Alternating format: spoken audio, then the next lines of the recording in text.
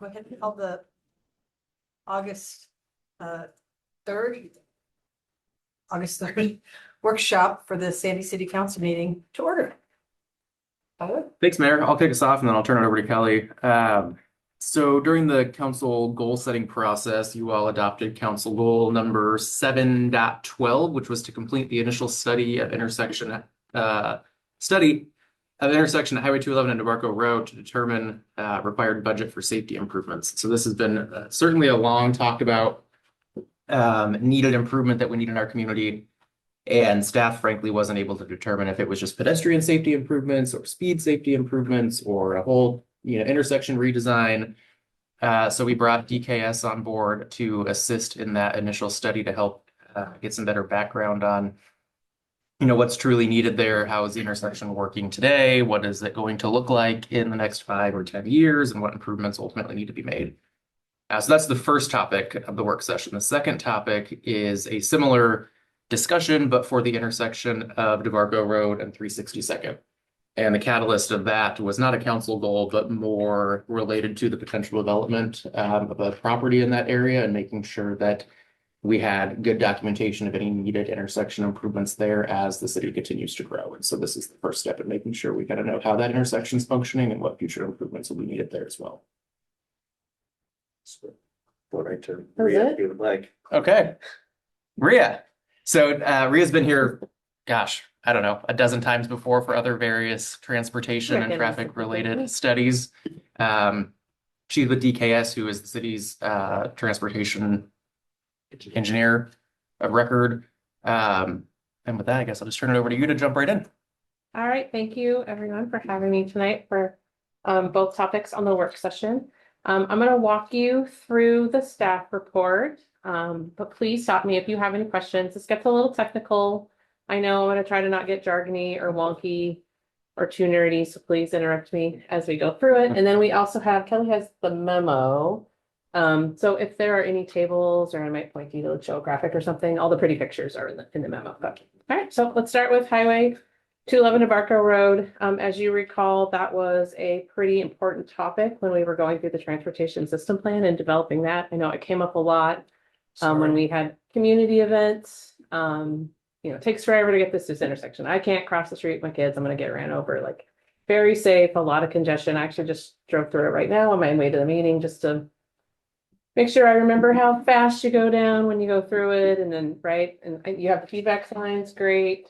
It's posted 45 right now. People probably I was going 45 and I think I was slowing everybody down. So you guys already know all that, but yeah, there's a lot going on there. So what we did is we did take a look at the intersections. We looked at existing year conditions, year 2026. We did a traffic count with the intersection that is today, where it's uncontrolled on Highway 211, and then there's stop signs on both approaches at DeBarco.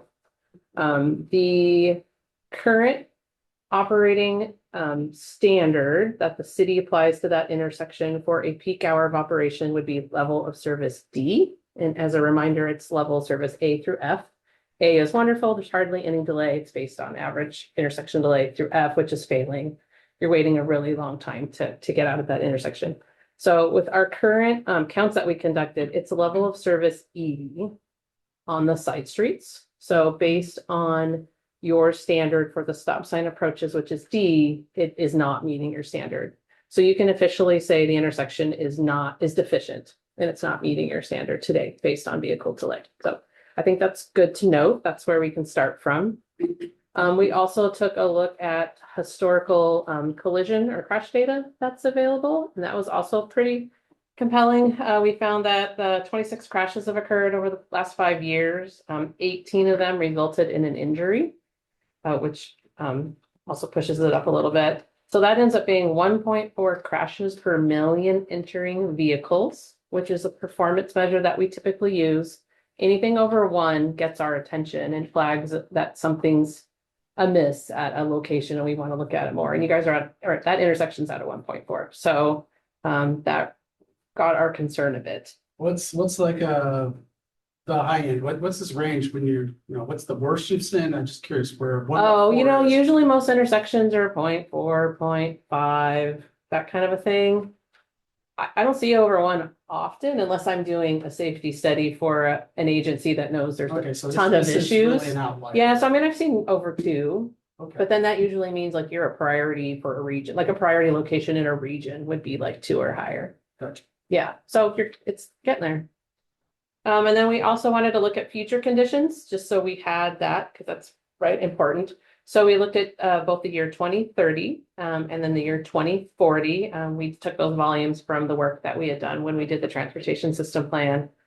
And what we found was, not surprising, the operations at the intersection become even more significant with the delays and its level of service E in the future, if no, it continues to be level service E, but with really long delays if nothing's done at that intersection. So that's just the highlights. So we looked at multiple evaluation and control configurations at the intersection to just see, well, how do we fix it, right? How do we get this to work in the year 2040?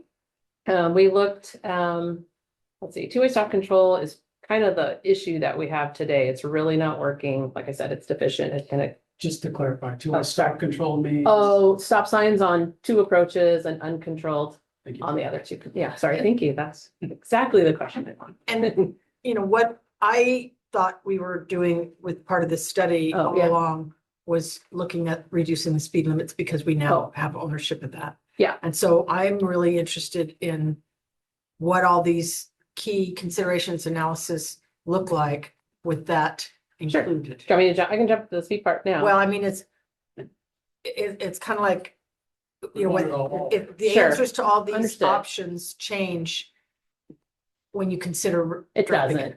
So I would say all of the findings and all of the analysis, like when I talk about level of service at an intersection, that is 100% based on vehicle delay at an intersection. And that doesn't change based on on the speeds that either the posted speed or the actual speeds that vehicles are going. Those are separate characteristics. So even if it was posted 25 miles an hour and people were going 25 miles an hour, it would still be a deficient intersection. It would still be failing. We would still have all For of the delay, for right. vehicle delay, which is how we measure that. Now, when we talk about safety, accidents, yeah. yeah, that would change. Though I will say, not to jump to the end, but just because you post it 25 miles an hour, people will not drive 25 miles an hour. Right, but There's if they're a, going, if it's posted 45 and they're going 65 sure. versus Well, when you there's- posted 25 and they're going 45. So there are state rules. You want to jump into this? There are state understand. rules Yeah. about, right, how we, Yeah. okay, everybody knows that good. Yeah. So you would have. I don't know if everyone Oh. knows. If you take a minute and talk about the state So rules. what you would typically do is you would do a speed survey of a roadway over maybe a couple days, find out what the average speed is on that roadway, and that's based on existing, like a survey that you collect. That is what the state uses to determine what the posted speed on a roadway is. But you that's cannot our just- roadways now. The state law is you have to I- follow the state's methodology. You can't just go post your own speed limit on a Bring up road. through the- It's my contact with Jeff because Yeah. we've been through this so many Or there's times. the And I'm just really statutory. tired of hearing that if it's our road, that we can't do Well- anything about the speed and we haven't reduced, we've done all this You're true. development and we can't reduce the speed on a city road that we're responsible for. There Because are- I think that is not the case. I just really can't imagine that that's the case. So there are certain types of context of roadways, like a local street, where there is a statutory speed that you can Right. claim based on those characteristics, but Highway 211 does not meet those characteristics. That's not. Well, how do they have Highway 212? What goes by Estacada? That's 30 miles an hour where it goes through Estacada. Is it their, like downtown? The CBD? 224. 224, whatever it is. that Sure. goes- You're going too fast. But that's, It's So- 30 miles an hour. so if you can meet certain criteria, sorry, I don't have it in front of me, characteristics of that roadway, like the context, like short walk spacing and narrow lanes, and it's like in your downtown area, then you can claim that a 25-mile-an-hour statutory speed would make sense. But the current conditions of the lane widths and the rural nature of the road today does not meet those. We've got it going through, I mean, this is kind of where I'm frustrated.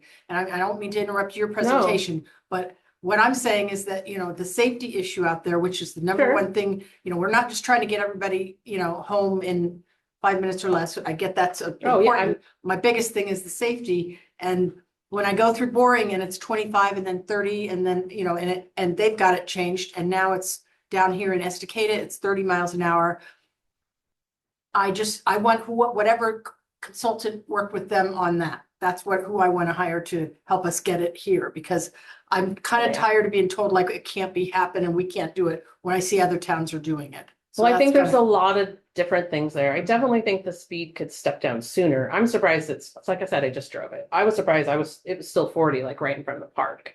As you're going northbound I and know, you're approaching yeah. the signal. Yeah, right up to That I Denver, think it's you, 40 that's miles an hour. definitely obvious where like you're by a park, you're about to hit a traffic signal. There's a lot of context there where it's becoming more urban and I would expect a lower speed.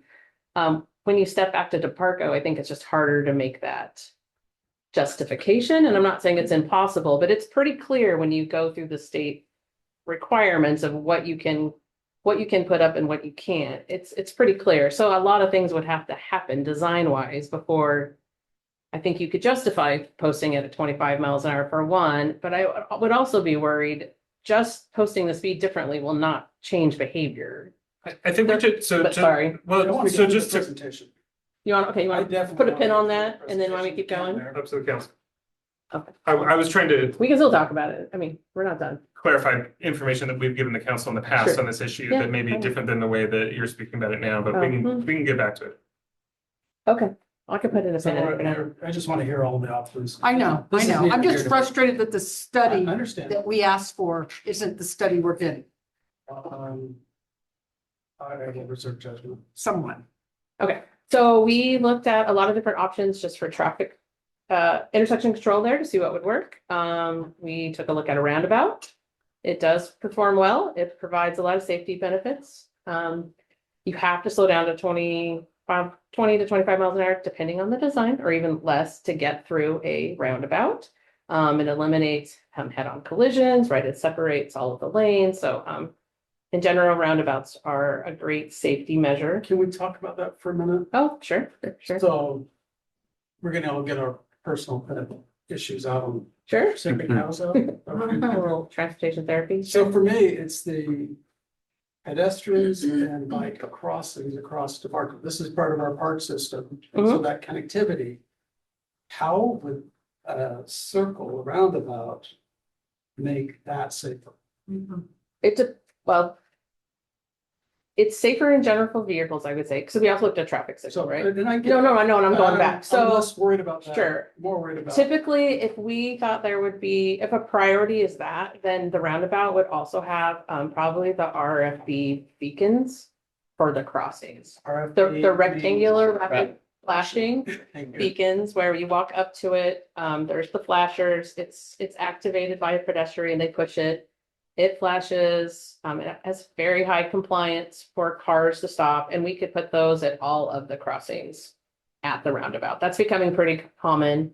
Unless it's a very urban, low-speed roundabout. Any roundabout that has multi-lane or the speeds are higher, or they would have rectangular rapid flashing beacons at all of the crossings. Thanks. So we would incorporate both of those. Because the trade-off with the roundabout is compared to a traffic signal, that's a full stop, right? You push the button, the light goes red, cars have to stop, and you're able to cross. So I just. that has the highest level of protection, I would say, for pedestrians. It's a I worry stick. about roundabouts because Yeah. drivers are looking one direction only, you know? Well, they're not always great signals either, but Yeah. so the traffic signal has the highest level of protection for people walking and biking across the street. Let's let her get through. the Yeah, where a presentation. roundabout, even with the RFBs, you're right, is, but then the trade-off is you get better protection for the vehicles at trade, so. Okay. Yeah, so we also looked at the traffic signal, that ranked the highest for our criteria. Again, the safety from the pedestrian crossings, you get lower delays, so it meets the performance standard for the vehicle operations at the intersection. And then we did also look at the slope. That's a concern of ours too, and that came up a lot during the TSP is what is appropriate for the grade on that road? You know, picture a traffic signal there, icy conditions and the speeds, and then picturing a roundabout there with the grade. What does that look like too? And we did do a little bit of investigation. There are some fancy transportation things that you can do with the pavement, like heated pavement. I mean, you can imagine there's lots of either roundabouts or signals that are on a high grade road that there, so there are some I mean, not around here, but picture Minnesota. Yeah. Did you cross-reference the crash data with weather? To know whether- Yeah, there weren't any trends weather related. Right, so we'd be solving a problem that's not a problem. No, but stopping on a hill for a red light, we would be in, so So that's what we, well, If somebody pulls out or somebody wants to cross and they can't stop, that's a problem we have today. That doesn't go away by not doing anything, so. sure, but I guess we I've were heard trying this to, excuse, keep us from putting a crosswalk in there, oh, and yeah. I think it's lame. Well, I don't think it's an excuse. I'm saying I think We have there's used it as a technology as a, council, as an excuse. solution. I'm gonna ask her to get through the, okay, sorry, presentation. anyway, yeah, I just want to know that's something that we consider. So we also put together, different criteria. I don't know, do you want to show anything yet? I'm not sure. for graphics. Just keep going, okay. So we found that the traffic signal alternative, when we looked at a benefit cost, had the best return. So, and we did do a little extra work to bring in a civil engineer to help us with cost for retaining walls, which did add about, oh gosh, I want to say $800,000 to the signal, just because of the topography and the environmental constraints on some of the corners. Yeah, we happen to have some walls there too. So the signal came out about $4.6 million. Yeah, where the roundabout was $8.5 million.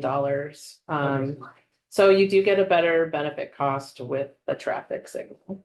That makes sense because you get that, it just drops off. You'd have to build Well- up a lot of land there. And that, I, and just to point that's one out, question I had is this, the feasibility, because within 100 feet of the center of that road, it drops off like 30 feet Mhm. in elevation into Tickle Creek. And so do you really even have, is that even an option for, I don't even understand how you would do a roundabout there with that kind Well, of elevation. I mean, you can't, you can do anything with money, but the, well, no, I mean, going around, you can, Yes. going a roundabout is usually Yeah, flat. we It's would not try to like be- town of 30% we would try to go slope. with as small a diameter as we could.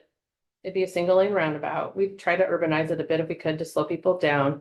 But it still would probably be 130, 40 feet across. Yeah, and we'd have to decide, because, and two corners are already developed. So things would have to slide. You have to have some deflection to slow people down. There'd be a lot of fill and there'd be a big wall. Yeah. and one thing I'd like to point out is none of these cost estimates in either one of these studies include right-of-way acquisition. Hmm. So if you did need to acquire more right-of-way, that's not included in these figures you're looking at. Thanks, Kelly. But bottom line, roundabout costs more than an intersection. Like double, yeah. And I don't Yeah. think, I don't think the roundabouts, it might help, but it doesn't solve some of the pedestrian crossing concerns that. the No, I council would think has. if that is your priority, then the traffic signal that actually stops traffic for people walking and biking across will give you the highest level of protection. Yeah. Yeah. Yeah, the roundabout is typically what's considered the safer option when you're having a lot of issues with vehicles, having a lot of conflicts, but if walking and biking is your priority, then the traffic signal is the best option. And it's less expensive. So, This isn't in the report and probably Yeah. not part of your presentation, but can you touch on it briefly? Sure. We had a conversation when we kicked our internal work group off Mhm. about whether or not a four-way stop was even doable, Oh. and there was a quick answer, Sure, I didn't get into that no, lately. because Yeah. the volume of traffic that is traveling on 211 is too Yes. great. Can you, Yeah, we have Shed very more light on that. detailed warrants that we have that lets us test all the different types of treatments. And it does not meet an all-way stop warrant because of the huge imbalance of traffic volumes. Yeah, you would only look at a four-way stop if you're within maybe 20% each leg of the volumes, and this is like a 1,000,000 to Yeah. 1 kind of a ratio, so it wouldn't even make sense. The delays on the highway and the backup Okay, for having a but- stop sign would be crazy. See, when we keep calling it a highway, that's Oh. like calling our downtown a highway. Sorry, it's called. Yeah, so, I You mean, rename it? but No, that is where it's I not really a highway. need us to be looking at this a different way. And that is, this is not Highway 211. This is, a city street in Sandy that we manage. So, Sure. I get it's designated as a highway, but but but we cannot we don't manage our downtown as Highway 26. We've got all sorts of different things. And so, plus all the approaches, all the four corners of that road we own, or ODOT. I mean, I assume that if ODOT owned it, we now own it. So, That's not actually true. okay, which corner? The southeast corner and portion, I believe, of the northeast corner, ODOT still owns. It was not part of the transfer. And we've tried to negotiate already to acquire that, and it's So that's really still not went state of anywhere. Oregon, you're saying? Okay, but again, it's either state owned or it's us owned. Sure. And I can't imagine they're gonna, anyway. It Okay. actually sounded like it would be a pretty cumbersome process to acquire it. Hmm. We checked into it quite a Okay, bit. well, we can look into that politically as to making it a little easier. That's not that hard to do. So I think that the question, though, is if we're slowing the speed limit down to 30 miles an hour like they have in Estacada, then does a four-way stop. I get that the traffic is much different Mhm. on the highway versus the side streets. Speed is not a consideration for intersection control. So. And it does meet signal warrants, not today. It's actually failing today as far as its level of service E, in about, well, 2030, which is what, 4 years from now? But- In 2030, it I does. guess meet the I'm just signal frustrated warrants. that the only solution I'm hearing from you is a $5 million project To. for a stoplight. If it was posted 25 miles an hour and people were traveling 25 miles an hour, and we still have the volumes that we had, other pedestrian and bicycle crossing treatments. I'm not talking that, I'm talking. Well, isn't the priority to get pedestrians and bicycles across the? That is Street? one of our priorities. Well, I would say you would still have to have like it's called a pedestrian hybrid signal. It's like a half signal. But just because of the volumes on that roadway, we would not want to put like a rectangular rapid flashing beacon in that location. Can I So, remind the council, if we go ahead with the big subdivision at the end of DeBarco, we already have, and we've got DeBarco set up as, I don't remember what the classification of that road is, Kelly. Buffalo collector. One of those classifications is supposed to move a lot more traffic, right? We will see a lot more traffic heading that way, including trucks and other rigs. We know we have a difficult left turn on Highway 211 from 26 going south already for the big trucks. That's why the road gets torn up and cars have to back up and things like that all the time. So I think we're gonna see a lot more traffic down there, so yes, we could look at speed only, but the reality is that will need to become a controlled intersection. And whether it's, and the goal, I just want to go back to the way we phrased the goal, it was complete the initial study of intersection to determine required budget for safety improvements. So it was very broad. And if the budget's 5 million or 10 or 2 or whatever, I think we need to know and we need to start planning for it. Mayor, can I ask a question? Is there any, in the plan, it has the shared left turn lane. Is there any wiggle room with that? Because we don't have the left turn lane now. Is that Oh, you mean not providing it? correct? No, so it does meet, there's also warrants for turn lanes based on the volumes that are there.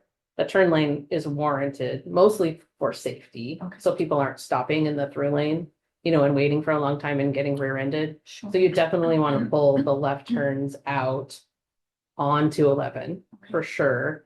And then to meet the Pull them level out? of service. Put them in or pull them out? So so pull them out of the through lane, so they have their own lane to wait in. Sorry, that's what I mean by pull them out. So they have a separate Can place you to also wait. explain what you mean by warranted? I'm sorry, you've said it a few times. Oh, sure. Yeah, so we, in traffic engineering, we have very black and white standards where we can look at the criteria and it's based on data, and then we can either say it's warranted, like it's triggered or needed. Gotcha. So there's very strict criteria for all-way stop. It has to be warranted. That's what I mean when I say, they're called warrants.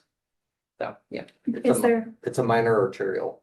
that was my, okay, thank you. That's exciting. was there Yeah. also designated right turn lanes or were those right on I believe we 211? took, I don't know, can you show the graphic to mine? We have a cute. No, I can't remember. Yeah, We can pull it up. Hang on just a moment. I believe we took the rights out because they are not needed. Okay. And we were trying to make the footprint of the intersection as small as possible. Makes sense. Yeah, I mean, we were trying to make this the lowest cost solution while still meeting the criteria. What page did you want? Oh, I don't know, whatever the blue turn on the picture. So we have a right, on DeBarco, on the east side, we have a right turn lane. Yeah, And then the other one is a straight through and a left turn lane. yeah, so in our recommended configuration, there are no separate right turn lanes. We wanted to reuse that pavement to just have the separate left lanes. And you no longer need the right turn lanes.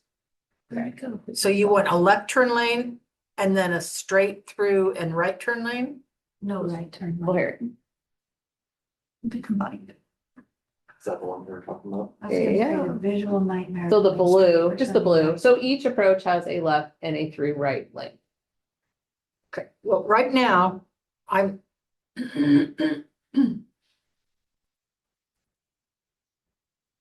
That's basically how it's set up today. Well, there's a right. For the DeBarco side anyway. Yeah, today there's currently a southbound right lane. That would become a shared through right lane. And then there would be a left turn lane where the through. Okay, the existing lane configuration you're saying is in black?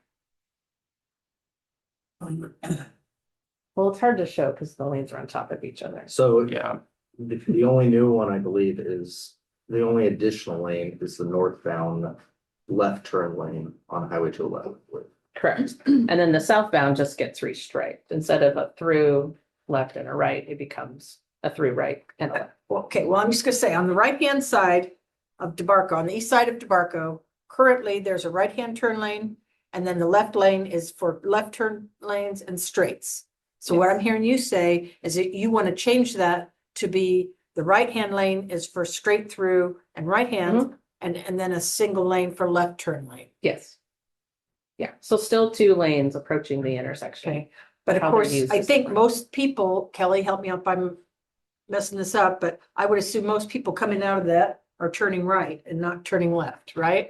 Out Correct? of what? Coming out of what? At the east side of DeBarco, I would say it's actually the opposite. They're either going straight or they're turning left. I mean, Because a they're- lot of times if you even go they're- right, you can cut through the neighborhoods. You can even turn on Mining. The traffic counts in the appendix will show the counts. What does it show then? I don't know. Well, I would it's- have to go through the I mean, appendix. that's my That's- anecdotal. so you're saying that most. Yeah, you know, Rich and I live there, we do this all the time, and the challenge with the left turn as it's stated today, if somebody pulls up to the stop line. And you're in that right lane trying to turn right, and it's Rich in his truck, and I'm in my little car, Can't see. my nose is out in traffic Yeah. before I can see around and even turn. Yeah. This lane configuration was selected with the traffic signal, and this is the most efficient and optimal lane configuration with the traffic signal. Is it this one right here? Because then you can give a green light to the lefts and let them go, and then the throughs on the rights So can you're go. saying Is this for peak hour? most people don't turn right? It No. looks like it. Yeah, it's And that's after. what the count shows too. Straight. Why does it Yes. most people straight? I mean, that gives an example, though. This one It is does. straight, Which. It's pretty balanced, actually, look, 31. Just cut through the neighborhoods or something. Well, yeah, my house is back. So if you look at this Well, graphic here, It's a little bit higher, but. But yeah, based on future volumes and traffic signal operation, having a left and a through right on each of the approaches is the most efficient way to function the signal and get the delays to be the lowest. No, I will say, I do want to add this caveat. That's with the assumption that, like Don and I's anecdotal assumption is with the way it is now. I think a lot of those patterns will change once you connect DeBarco to 26. Well, this does reflect, these are year 20, we looked at year 2030 and 2040, so that is with.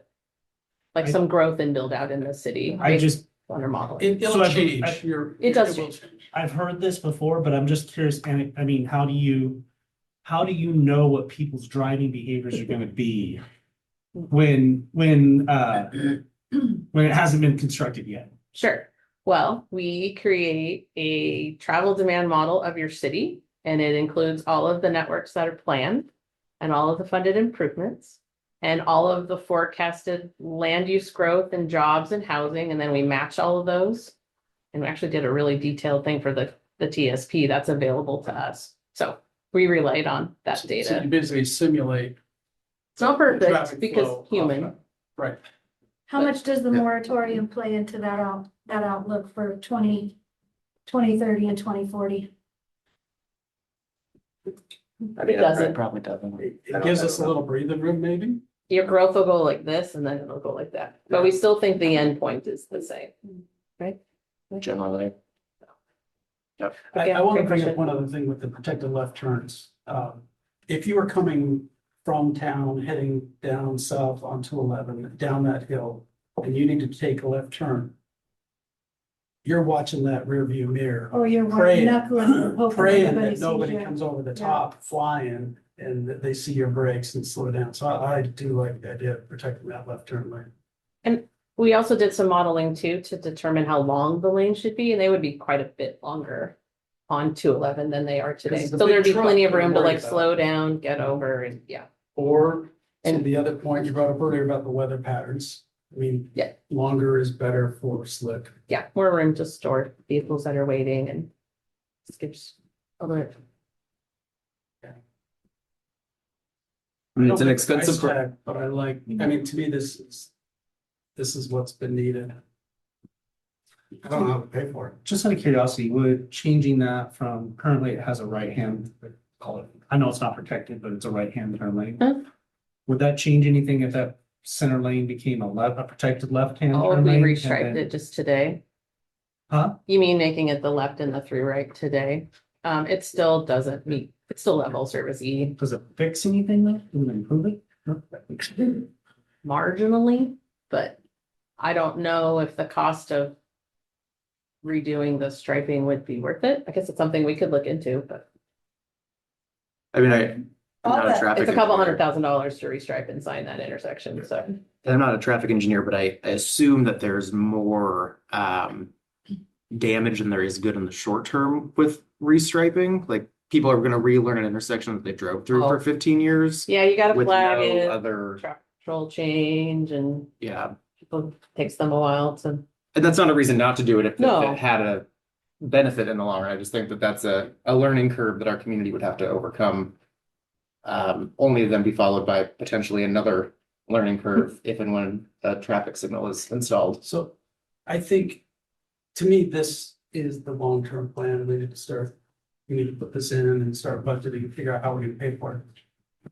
So the mayor's points at the beginning of the meeting, there are shorter term things that we need to do to address the human and bike safety. And I think the speed limit is right in the perfect Mhm. spot for us to go after aggressively. And a real crosswalk there at some point.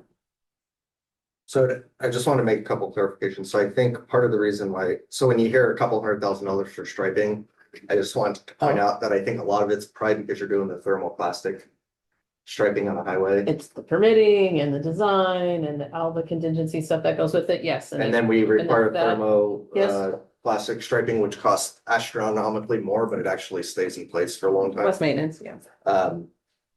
And it's more visible at night, I believe, as well.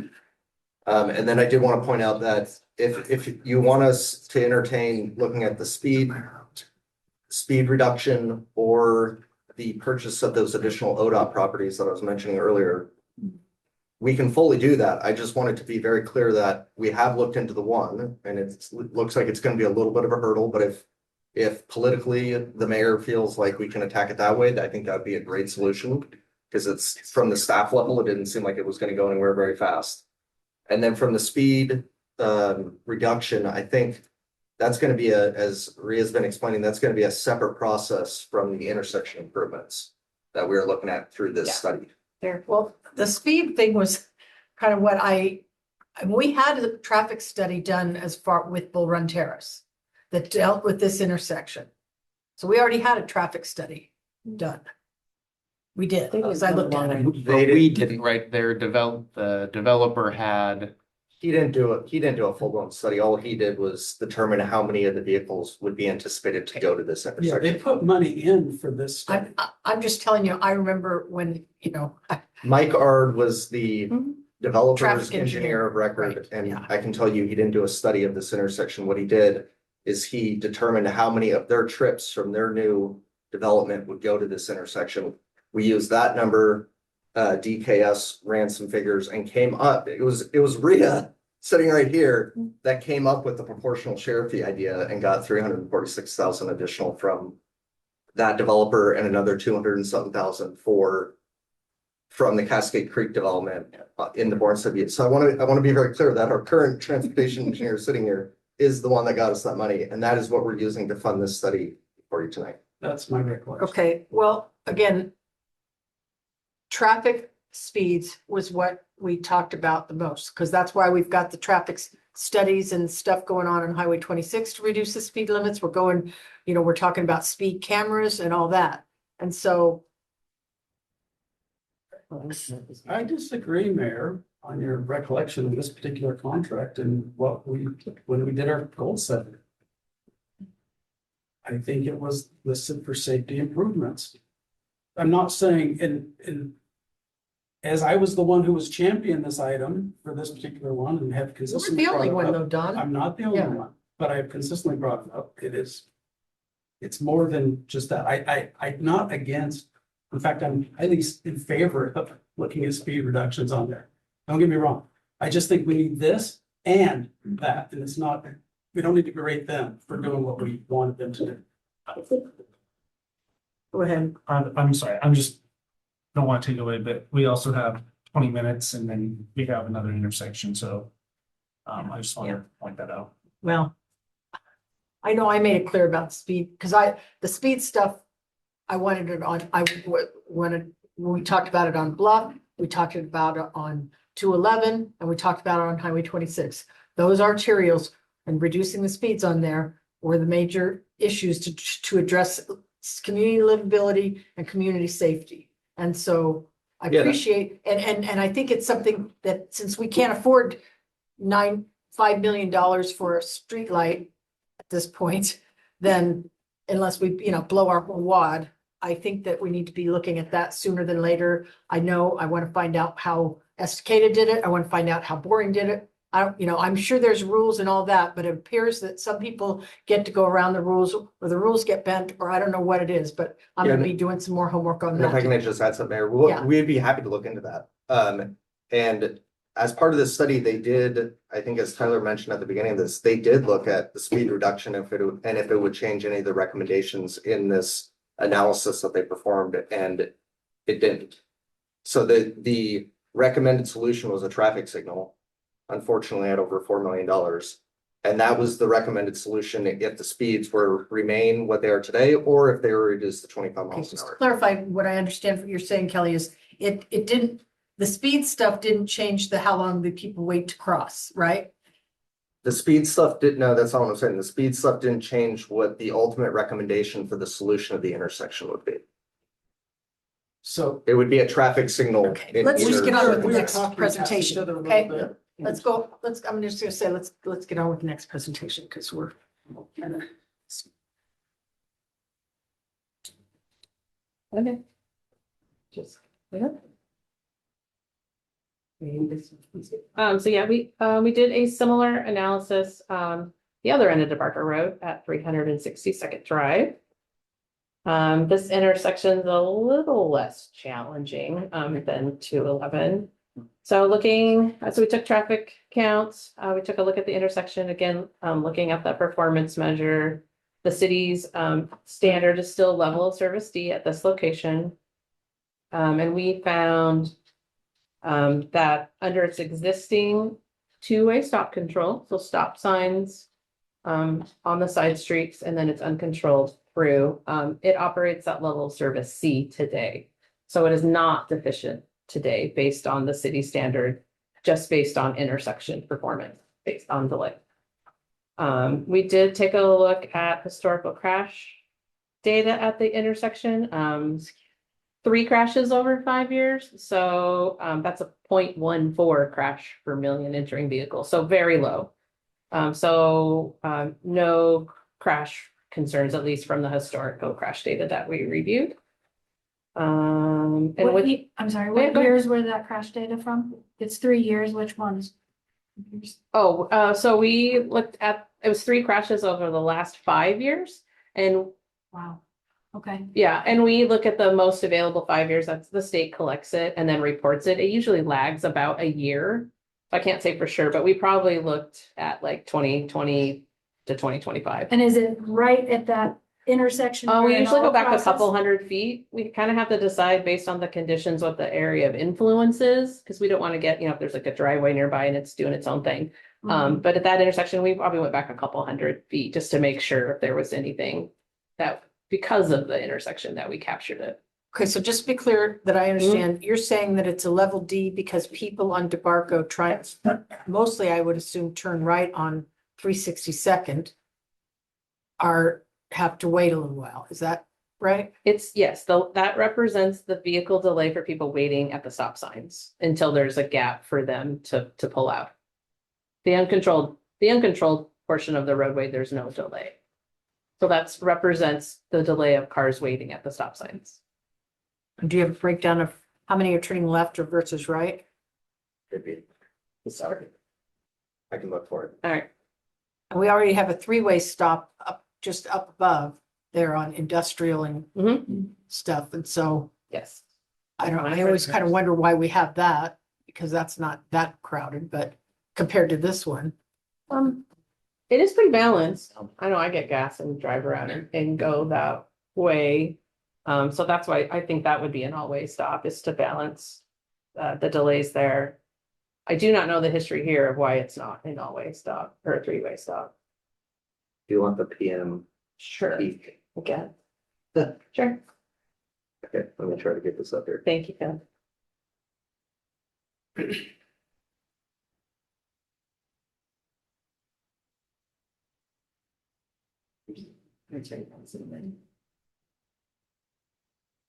So those are the counts during the evening peak hour.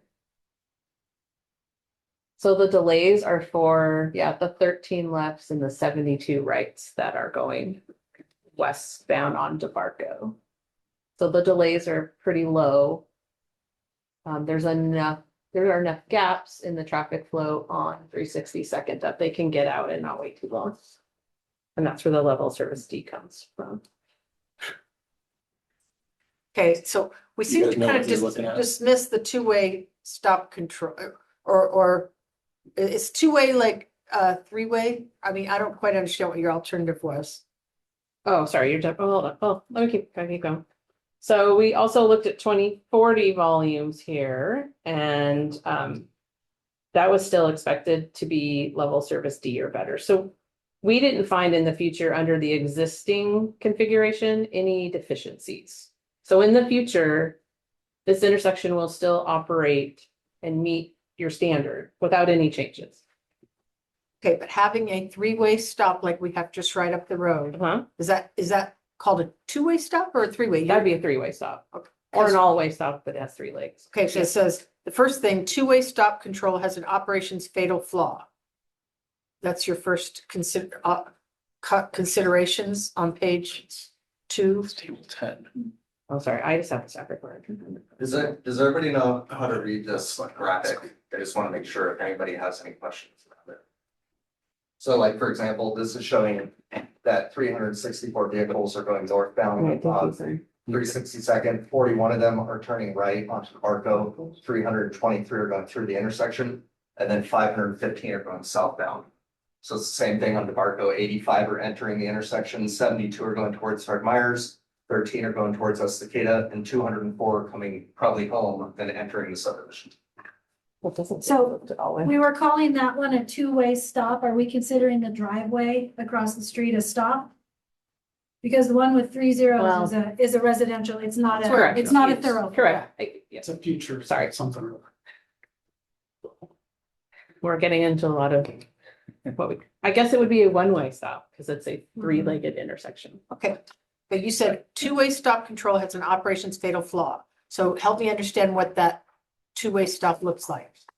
It's the existing I know we did call it 2-way stop control, but it's the existing configuration that's out there Okay, with just the Stop sign on the. west. Yes, I guess it's a one-way stop, but I've never. I think in theory, though, the The impetus for doing this study was because there may be development on that parcel that is the fourth Well, stop. So in theory, if in- that road goes through, Well, we would match it with a stop sign, right? It would be a Yes. two-way stop. And we did look at in the year 2040 with DeBarco extending to the west, which we've looked at in the TSP, and that becoming a four-lake intersection. That was like our future analysis that we looked at. Yeah, And so I guess what I'm understanding is, or I guess my question is, was a three-way stop, given Or current four-way conditions, considered in this study?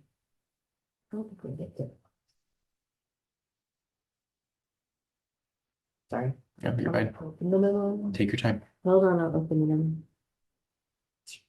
Right here. Hold on, I'm just opening the detail.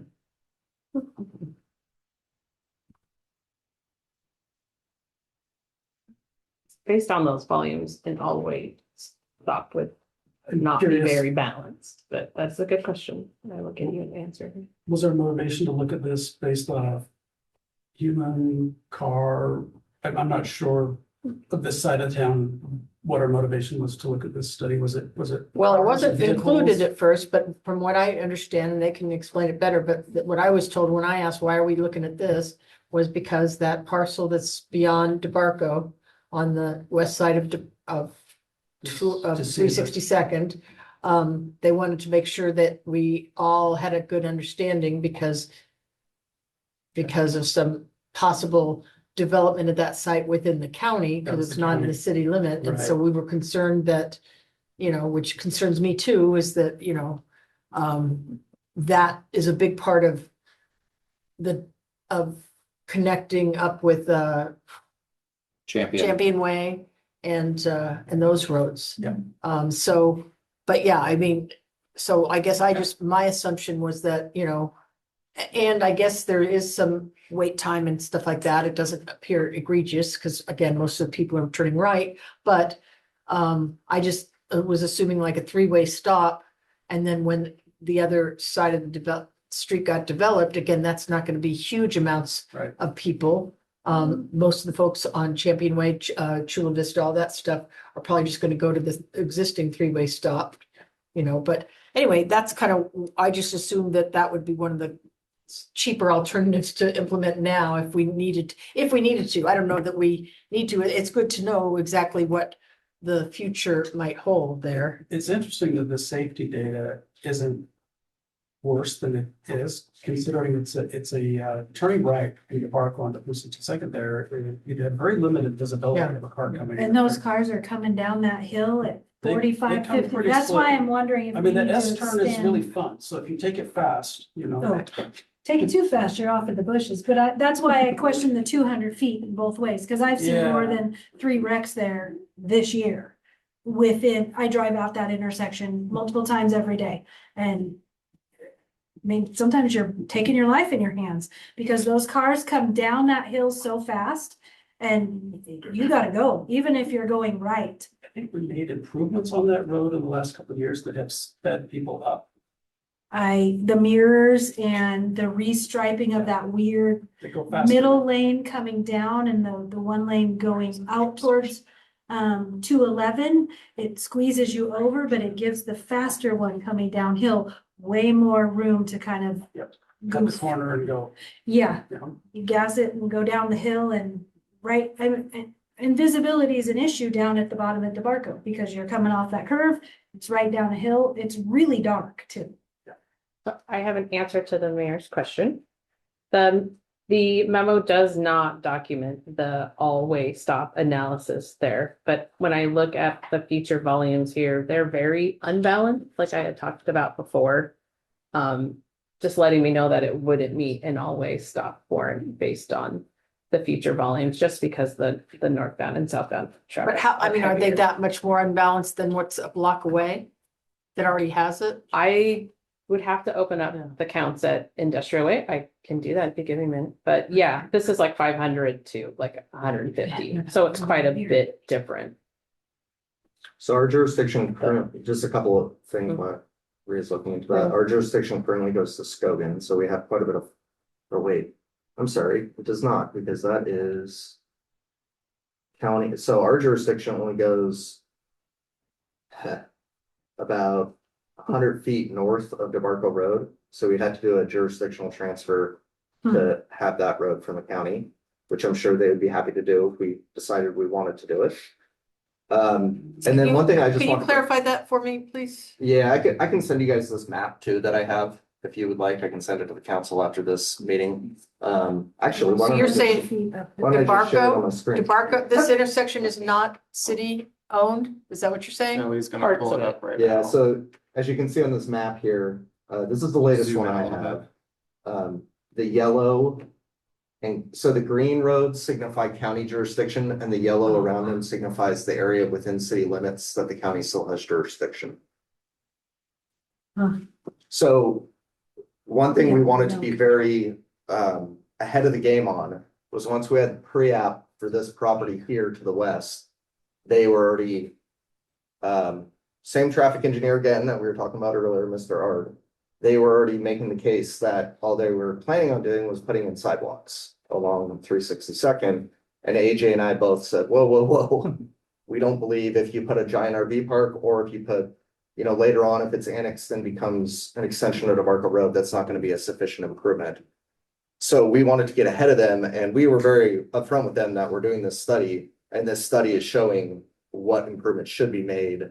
And then when they apply or if they apply, then we're gonna try to condition some of those improvements to their development. And we'd be working with DKS on that, and we would be using this study as the kind of the impetus for why we're being able to make those requests. What we were definitely trying to avoid was a development goes in, nothing gets conditioned, and then in a year we realize, holy cow, we have all this new traffic and now we have no funding sourced or ability to implement those conditions or those improvements that need to be made. They're also both 3-lane collectors in your TSP, and you should be able to get the right of way, right? And the frontage improvements that go with that. I'm sorry. Well, both 362nd and DeBarco are collector designations in the TSP, and I those think they're both. both minor. Yeah, they're Oh, they're minor materials. materials? Oh, Yeah. sorry. It's from a couple years, it's been a couple years. But they're both planned in the future to be 3-lane road lanes with a center turn lane. Obviously not the east leg because that's already constructed, but the other legs, I'm just saying you guys have an adopted plan that shows that you would need to have that coupled with the traffic work that we did. You should be able to get. You're saying Some road- DeBarco's plan for that? The west leg of DeBarco on the west side of 367, yeah. Yeah, the extension of DeBarco to the west would be a 3-lane facility. Well, that's a pretty short stretch of it. Why would we? Because of the east side is already developed with houses, so you won't be able to widen the road up to the east of 362nd. But it's expected to go through and connect to Champion and then it'd be a full, it would be a full connection in sometime in the This is where it future. really helps to have public works folks involved, because I don't I don't understand why if it's wasn't warranted and needed when we did DeBarco there. And then we're gonna say for this short section across the road, it has to be 3 lanes. No, we're not saying that, Mayor. She's saying to the west of 362nd, that section of DeBarco would be a 3-lane section. That's what I'm saying. Oh, all Is the We that way, can't, why we it's can't, good? we can't make the section right on the east side of 362nd 3-lane without knocking down houses. Okay, let me repeat what I said, because I don't think I was heard right. What I was saying was that I don't quite understand why when those houses were built, which wasn't that long ago, and I was Yeah, that was a around, long time ago. It was like 40 It's years a- ago. Yeah, it was. Those are 1980 okay, houses. never mind, I understand. Okay, all right, well, let's just finish up. So I think, can you recap what the end result for DeBarco and 362nd was? we were recommending that there are separate left and through lanes on each of the approaches, except for the existing westbound leg, which will remain as it is. We talked about some safety measures would be appropriate, a rumble strip for the northbound lane to slow people down, like you guys were just talking about. That's a pretty good feature that helps alert drivers of the upcoming intersection. And then we also recommended having an interim crosswalk where pedestrians could cross on 362nd at DeBarco. And then infilling new sidewalks on the west side. There's no sidewalks today on the west side, so the frontage improvements along that. So Those no would all expense, likely be conditions of approval if a new development came in. so no expensive traffic signal warranted at this time. Other improvements as development occurs. Mostly developer funded. I guess we'll have to wait when we get their application and see. Yeah. Back. So this one gave us the tools we need to make sure that we can condition some of those improvements with development as it advances. For DeBarco and 211, I'm hearing that we want to continue to explore some other improvements in the short term. But ultimately, the long-term solution is a traffic signal, or the long-term recommendation rather, is a traffic signal for both vehicle and pedestrian safety and impact. Yeah, and I, again, strongly want to look at the speed limits, because that's, I think, and if necessary, if we can't get the speed limits, if that's not working, then that's where the cameras come in, because having some more control over these, Bluff, 211, 360, over those minor arterials is really important, I think. To make sure that we're slowing everything down, so it's safer for both pedestrians, bicyclists, and vehicles. Go Mayor, ahead. do you mind if I ask a quick question about speed limits while we have Rhea here? Yeah. So Rhea, we pulled up my email. This goes back 3 years, so I'm not Oh, gonna good. quiz you on an email you sent me 3 years ago, but Sure. we were talking about this issue of statutory speeds. Mhm. And you were educating me on it. So can you just quickly explain to the council how that works? Because, Mhm. what you said to me was, sorry, here it is. Sandy has the authority to post a 25-mile-per-hour speed limit on all collector and local streets and minor arterials, which 211 is, in urban areas. And I was like, well, what constitutes an urban area? And then you said, well, it's kind of fuzzy. And so so just so the context is that's the basis of it. We had communicated that to the council. So they're thinking, well, maybe it's hard, but we can figure out a way to do it. And that I think is some of the miscommunication you had earlier. Okay. So A lot of, and I have it in front of me right here, I was just looking it up. You do have to have a detailed engineering study that you submit to the state. The speeds have to fall within a range of it's listed based on the context and the functional classification that's in the TSP. And context is just a fancy word for like all of the like characteristics of the roadway on the side of the street. But it does depend on if it's urban or if it's rural, if it's suburban, there's suburban fringe. They have all these different categories that are listed with ranges.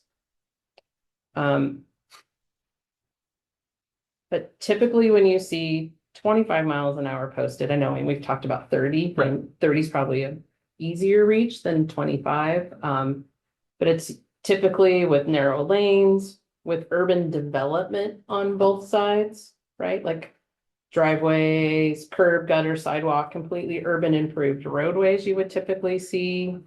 Which is what we have on Bluff, and what we have on DeBarco. And Yeah. less so on 211, Yeah, and I guess just for interpreting that, it would be very hard to categorize existing 211 as being urban improvement, developed. At the section that we're talking about through DeBarco, there's really no fronting development there. It's, Well, you yeah. inherited the road unimproved. what would be the approval process for that? Right, ODOT like- has a very prescriptive investigation that you can go through. Oh, you guys have done that. Mhm. So Sure have. It didn't work very well last time, but I. did you not I like think the we- findings? So ODOT will, Well, the appealed mayor, it. the mayor and Tyler got them overruled Right. through a committee, so we could do the Oh. same thing, yeah. okay. well, no, we didn't get completely overruled, I mean. And No, but I I'm don't- saying you and sorry, I Tyler didn't know. you guys got the committee to overrule the ODOT staff is what I was. Chief and I went to the Oh, traffic yeah, review it was- panel. Or the and- chief. I didn't. Oh, okay, wasn't I thought there. you went to. Okay, sorry, I Yeah. wasn't aware. of So we could do that info. process again. It'll Yeah. probably be the same results and then we'll have to go to the Well, committee again. but- I think, especially if it's our road, it's not, anyway. I am gonna talk to Estacada and see what they did, and Boring to see what they did, and who worked for them, and who did what, and how it happened. Because, you know, I want that person to. Well, I will be working say, on this. you know, through boring, that's ODOT's jurisdiction, so I don't Uh-huh. know what Well, when three loopholes people die in a they, weekend, Two things people died in a happen. week, yeah. Yeah. Comes down. and in Estacada, I don't know if they have jurisdictional I have no idea. ownership over that stretch or I'm not. sure it's. Can I ask, Um, where are you talking about, Kathleen, that it slows down? Are you talking about through their downtown right there? 224 as you're going, you know, when you go down towards Estacada, it's 30 miles an hour. Through their through when they start hitting their downtown area, right? Well, I'm trying to picture where you're talking about, yeah, and I believe that's like right about Les Schwab, am I correct? yeah, I think so. Which I think is, Is that new? I never have gone there. oh, there you go. I think it's fairly, Maybe I don't know. Estacada needs some Estacada cameras often. too. I would argue that, I mean, it fits her description much more of what an urban area is. But It's we didn't developed get, with sidewalks and curbs and on and off, traffic in and out, multiple short blocks. I picture if someone was to say urban, I would picture that over where we're discussing right now. Kelly, I have a really quick question for you. I know we're tight on time. The acquisition of that land beside Mining Park along 211. We had talked about that parcel, That's right. looking at it. Maybe just a little bit. Am I correct in my memory of when we talked about different parcels the city was looking into getting? Just a reminder that That wasn't. was part of an executive session property acquisition conversation. But yes, there is a vacant parcel that But above he part just of talked about it 211. earlier, I think. I was actually talking about a section of a property that ODOT owns to the south of DeBarco to the east of 211. So if we were to acquire that, or whatever the process would be, could that change what 211 is considered to give us a little more control with ODOT? Put sidewalks on it, That's what I was talking about. You referred to it earlier. but that will not be cheap. What's So- more expensive, a street light or sun? Well, we're gonna Correct. put Well, it some might ADA change ramps the in along narrative for 211 speed before limits, September of too. 27. Sorry, Counselor, what was the last thing you I was said? just saying it might change the narrative for us being in control of a little bit of speed limit too. Yeah, I don't know what ODOT looks at for those discussions. I mean, I know when we were looking at Highway 26, the cultural context and, you know, there's businesses and driveways and homes that are all along that stretch. And so that was a little bit different. The property that Kelly was referencing is more like I can show you. a where it is. sloped triangle that is on the side of the road Okay, so because it's not. ODOT got, you know, full jurisdiction of the roadway plus 40 feet down a hillside that you couldn't do Oh. anything with. great, we can start citing the homeless that live down there to ODOT. Put in a sledding. So zone. this, That would Tyler, I'm change their sorry, mind. can I ask a quick question? Yeah. Since we've discussed money and stuff, can you please share, if it's appropriate for this conversation, where we are at financially with street fund? Yeah. And how far away we are from obtaining that goal? Yep, so we've got somewhere between $2 and $3 million in contingency in the street fund. We continue to see healthy gas tax collections. I'm sorry to cut you off, but before I forget, what's our street fund with, in addition to our contingency? Like the total fund balance. Yeah, I can pull that up in just a second.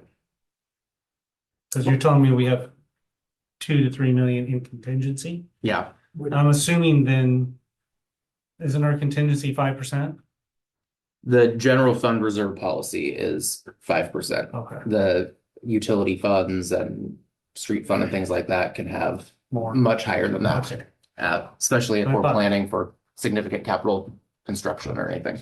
And I did do the math on the SDCs, transportation SDCs at $9,718 a piece. For $5 million, that would require 515 single-family homes to reach $5 million, which we don't have. I So would this, like to see some alternative plans on how we could finance this DeBarco improvement in a future work session at some point. Nothing for just, back to the napkin kind of stuff. If you're willing to raise your I- hand, go for it. I know, I do think the collision rate issue gives you a pretty strong data stance that you could start looking for safety grants. Oh, good point. And that's something that we could talk about. I hate to say that, but you need to have Yeah. the data-driven analysis, Yeah. which That means over one puts us.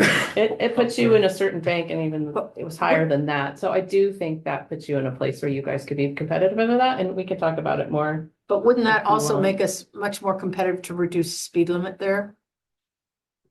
I mean, I'm confused. Yes, but the speed limit doesn't fix the failed. I know, but just from the The safety crash standpoint. data this crash is data. one of many considerations when you do the safety speed study.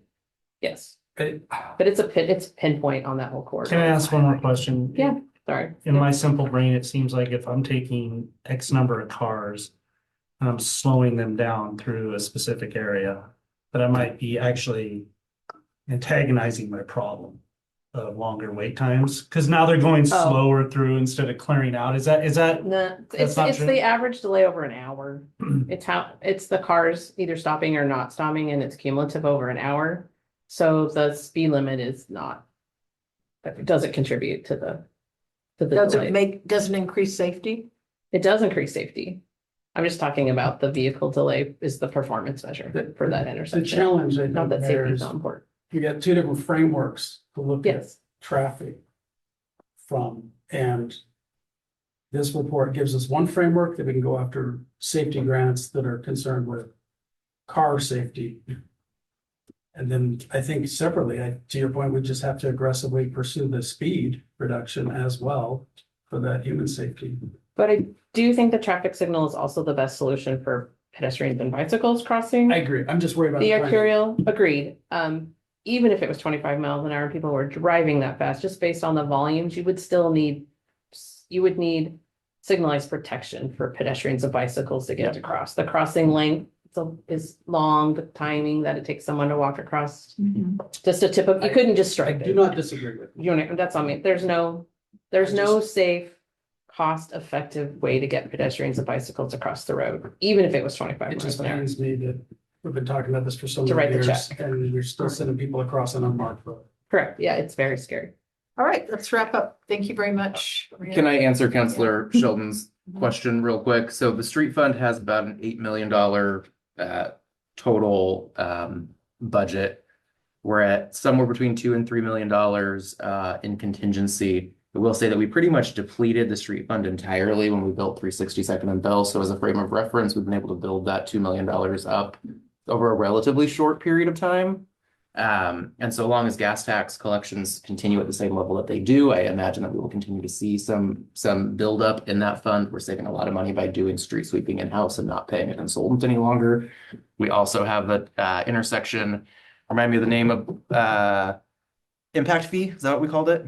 Proportional share. Proportional share fee. So as developments that will utilize that intersection come into the city, they'll be paying us a fee for future improvements that are needed. Kelly mentioned Bull Run Terrace as well as Cascade Crest. They already paid it. They already paid it, but well, just as an example of who's been paying it. So we have a couple different avenues to continue to get funding. I don't think that installing an signalized a traffic signal there, excuse me, is a goal that's 10 years from now. I think that we could, with the right mindset and decision making with the budget process and some safety grants, we could easily accommodate that in the next couple of years if that was a council goal. Nice. It's my goal. I think we should go for some grants. Start. Thank you. All right, thank you very much. Thank you. Thank you. Thank you. Thanks, Rita. Okay, let's get Thank back you. here at 7:15 if we could please. Oh, you look. Yeah. Okay, let's go ahead and start the city council meeting, August 3rd. Pledge of allegiance. I pledge allegiance to the flag of the United States of America and to the republic for which it stands, one nation, under God, indivisible, with liberty and justice for all. Going over this agenda. Well, let's start with the roll call, Jeff, please. Yes, Counselor Smallwood, Excused, may or may not be later. Okay, thank you. Counselor Sheldon? Here. Counselor Ramsayer? Here. Counselor Hanley? Here. Counselor Hokinson? Here. Mayor Walker? Here. Thank you. Do we have, any, well, let me go over the agenda real quick. We've got a consent agenda. It's a pretty short one. Consent agenda with the meeting minutes. The new business are the ordinances for non-conforming development. And another, public hearing for ordinance number 2026, number 10 for temporary uses and structures. And then report from the city manager. We do have an executive session after that. So are there any changes to the agenda? Hearing none. Do we have any public comment, either online or otherwise? No, Mayor, we didn't have any signups today. Okay, all right. Any responses from previous comments? I don't believe we had any public comment at the last meeting, so no. Very good.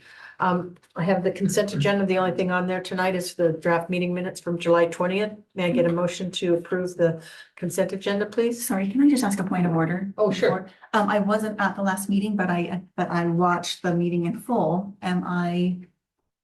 Do I abstain from the consent agenda if it's just the meeting minutes on it, or is there like a legal thing that? No Josh? idea.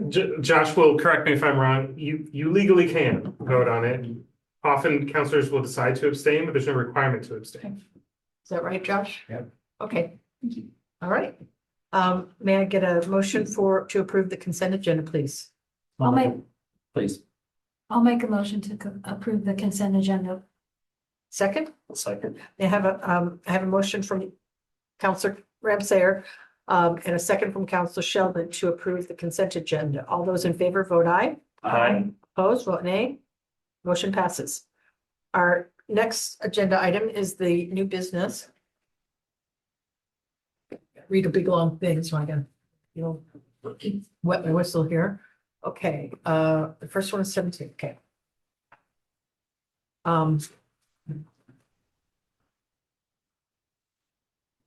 I start with this, right? Yes. Okay. I should have done this. For folks in the audience or online, the opportunity to offer public testimony for this hearing will occur after the staff report concludes. So let's go ahead and open the staff report. Let's open this public hearing for ordinance 2026-17 at 7:23. Are there any abstentions to declare? Hearing none. Are there any conflicts of interest to declare? Hearing none, may we please hear the staff report? Thank you, Mayor. So I just want to give a very brief overview of this since you just discussed it at your last meeting on July 20th. I was on vacation at that time, so I couldn't attend the meeting.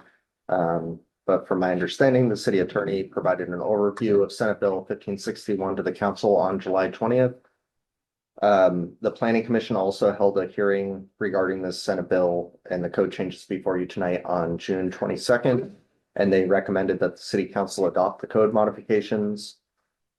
Just to remind everybody or people that didn't attend the July 20th meeting, this is based on legislation that was adopted in 2026.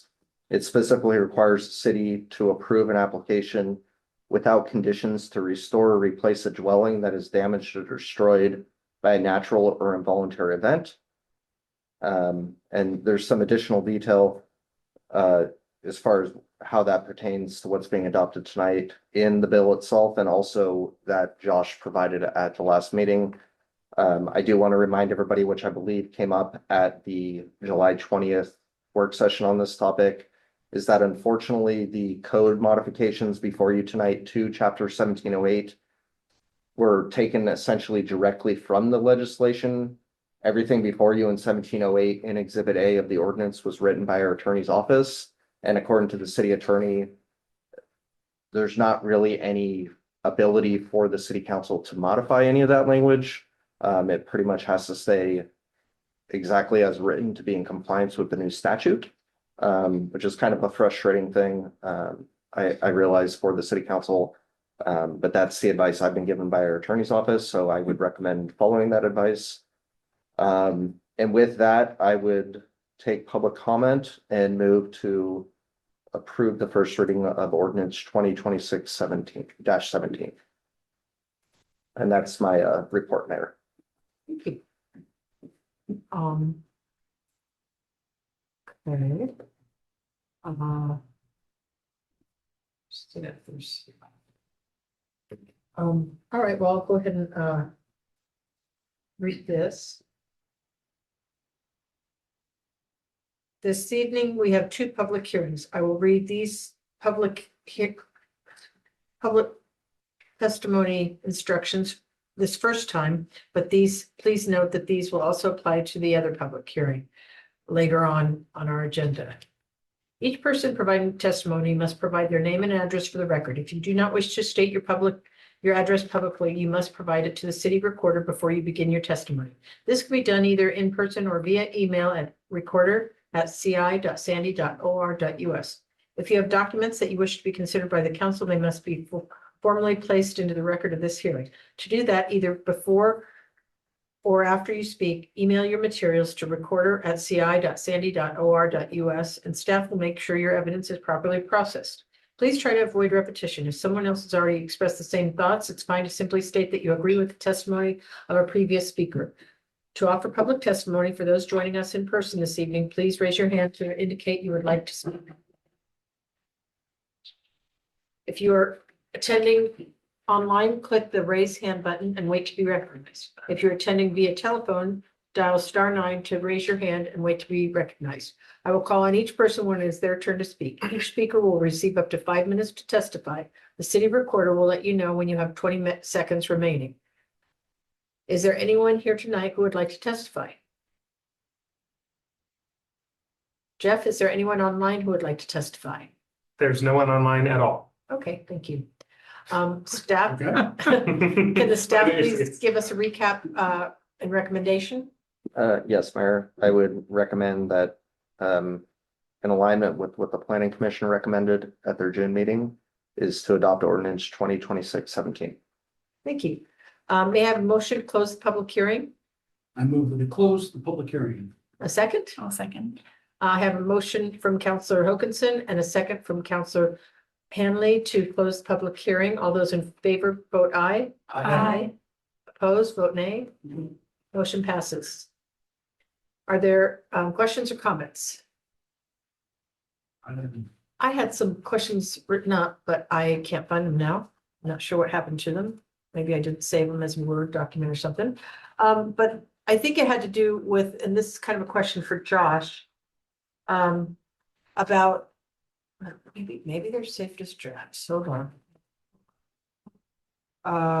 No. I do have one question from you, Mayor, that I'm happy to Okay. paraphrase if you'd like. Otherwise, I can. What my question was on the, which bill was this after the, what, something, 1561. yeah, that one. Okay, there's like pages, if you look at the enrolled text, there's like, it's like 17 pages or something. And there's pages, did I send that to you about asking? Oh, I did send it. Okay, never mind. Yes, I clicked for it. Okay. Right, so for the rest of the council though, there's like 17 pages of this stuff, and on pages 5 and 6 and on, it mentions things like wastewater sites, sort of like our area that we could probably be using in boring for wastewater stuff. It mentions golf courses, community centers on zone farmland. It goes on page after page of all these things, and I'm like, I'm not quite sure what that had to do with the original intent of the law. But, and I'm not sure if that, there's some sort of precursor there that says for counties or something, for areas that don't have something. So I was just curious to kind of find out what all the other text in that bill was about. Sure, happy Yeah. to explain that. So when you're reviewing a bill on the legislature's website, there'll be text that is bold. There'll be text that's in italics and in brackets, and then there's the text that's just plain text font. So bold text is what is being added to the statutes. The bracketed italicized text is what is being deleted. And anything that's just in plain font is the existing statute. Already there. So Okay. you may, there's, like you said, there's probably 17 pages of text and maybe half a page of it is actually Okay. new text. Okay, What happened, just a little more context, you may recall, similarly, when the city was making some changes to its code enforcement processes. And I think, I can't remember exactly the numbers, we consolidated 1.16 and 1.18, something like that, those two chapters. And then we had to go through the code, and anywhere where it referenced 1.18, which is now 1.16, we had to update that to 1.16. yeah, So that's basically what they're doing here. They have to, there's a few sections that kind of referenced this type of thing, and they had to change the reference to be okay, to the new bill. okay, that makes sense. I figured it was something like that because I couldn't imagine that they were sneaking in all these golf courses and community centers on zone farmland. And that Yeah, is all, like you said, that's all county yeah. specific lands too. Does that stuff all apply to Clackamas County? Yes. It does, okay. All right, well, interesting, okay. That was just the only question I had about it. The other stuff, yeah, it looked like exactly what the bill said. Our code changes reflect that, so. Does anybody else have any questions? Hearing none, may I move to approve the first reading of ordinance 2026-17. may I have a second? Would you like me to perform the reading? Oh, you could call Please. for the sorry, read the paper. Call for, Jeff, may we have the first reading of the ordinance 2026-17? Yes, Mayor, this is 2026-17, an ordinance updating the city's regulations on non-conforming development in Sandy Municipal Code, Chapter 17.08. Okay, may I have a motion to approve the first reading? Now I move to approve the first reading of Kind of the ordinance rushed me there. 2026-17. Okay, may I have a second? I'll second the motion. Okay, I have a motion from Counselor Hoganson and a second from Counselor Ramsayer to approve ordinance 2026-17. All those in favor vote aye. Aye. Opposed, vote nay. Motion passes to approve first reading, has passed. So, Jeff, may I have a second reading? Yes, this is ordinance 2026-17, an ordinance updating the city's regulations on non-conforming development in Sandy Municipal Code, Chapter 17.08. Thank you. May I have a motion to approve the second reading?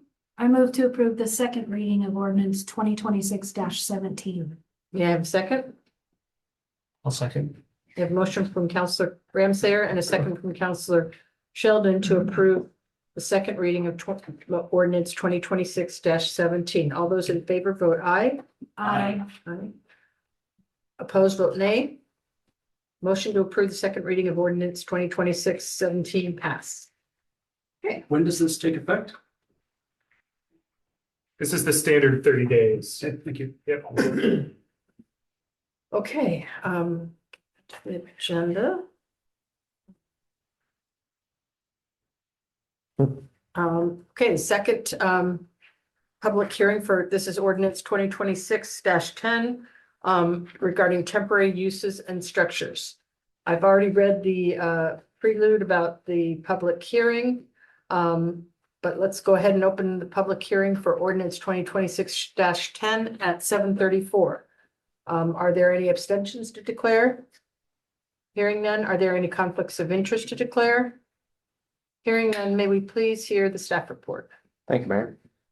Just to remind everybody, this was kind of prompted from a kitchen fire to a local restaurant in 2023. And at that time, I was asked by city administration to work on changes to the temporary use and temporary structure code in section 177460. As you'll probably remember from a work session we held earlier this year, we also had this coupled with fences and retaining walls, which is also in chapter 1774. I have not had enough time, honestly, to look into some of those changes that were requested by the council at that meeting more. So we decided to kind of separate these out so these code changes could go forth and hopefully be adopted while we still kind of look into the outstanding issues with the fences and retaining walls. And just to remind everybody, this has went to, I believe, 3 work sessions with the planning commission and 1 work session with the city council. It then went to a planning commission hearing on June 22nd, similar to the last Senate bill that we were just discussing. And at that hearing, the planning commission did have a few slight recommended changes that I think are all great changes that are included in the code text before you tonight. And if you look on page 221 of the packet tonight, that kind of talks about the key considerations and analysis. What I tried to do here is anywhere where it's bold on that page under these two sections are modifications since the last time we talked about this in March. So I'll just kind of go through those really quickly here. So under temporary uses, the only three changes that have been made since you saw this in March are the first three bullet points. So we added a carve out for farmers markets to be permitted for 200 days, which would exceed the other allowances in the temporary uses section. This was requested by the city council on March 16th at the work session. We then added a definition for farmers markets. That was not actually requested by the city council or planning commission, but it was recommended by our city attorney, Josh Sober. So he wrote that up for us and we added that. And then the planning commission at their June 22nd hearing asked that we wrote a provision for temporary uses sponsored by the city or held on city-owned property to be exempt from the requirements of 177460. I think this was a fantastic recommendation from the planning commission. It's similar to other code modifications that we've made over the last few years, giving the city council authority to basically overwrite the development code when it's a city-sponsored event or on city property. I think we did a very similar thing for the sign code, if I remember correctly. So that was another change that we made since you've seen this in March. Then under the temporary structures, it's bullet points 3 and 5. Both of these are reflective of our discussion in March. So one of them was to add additional provisions regarding utility services and plans are only required if utilities are needed. Again, this was requested by City Council in March. And then the last modification is that temporary structures may be cited immediately during emergencies. What the main modification to this was is that previously it actually said like the President of the United States, the governor, I think the mayor, etc. The city council asked to change that to the United States federal government, the state of Oregon, the city of Sandy, or their designee. So those modifications were made since the March meeting as well. Those are the only modifications to the code language that are different from your March work session. So I think at that point, I will stop there and see if there's any questions. And if not, then that concludes my staff report.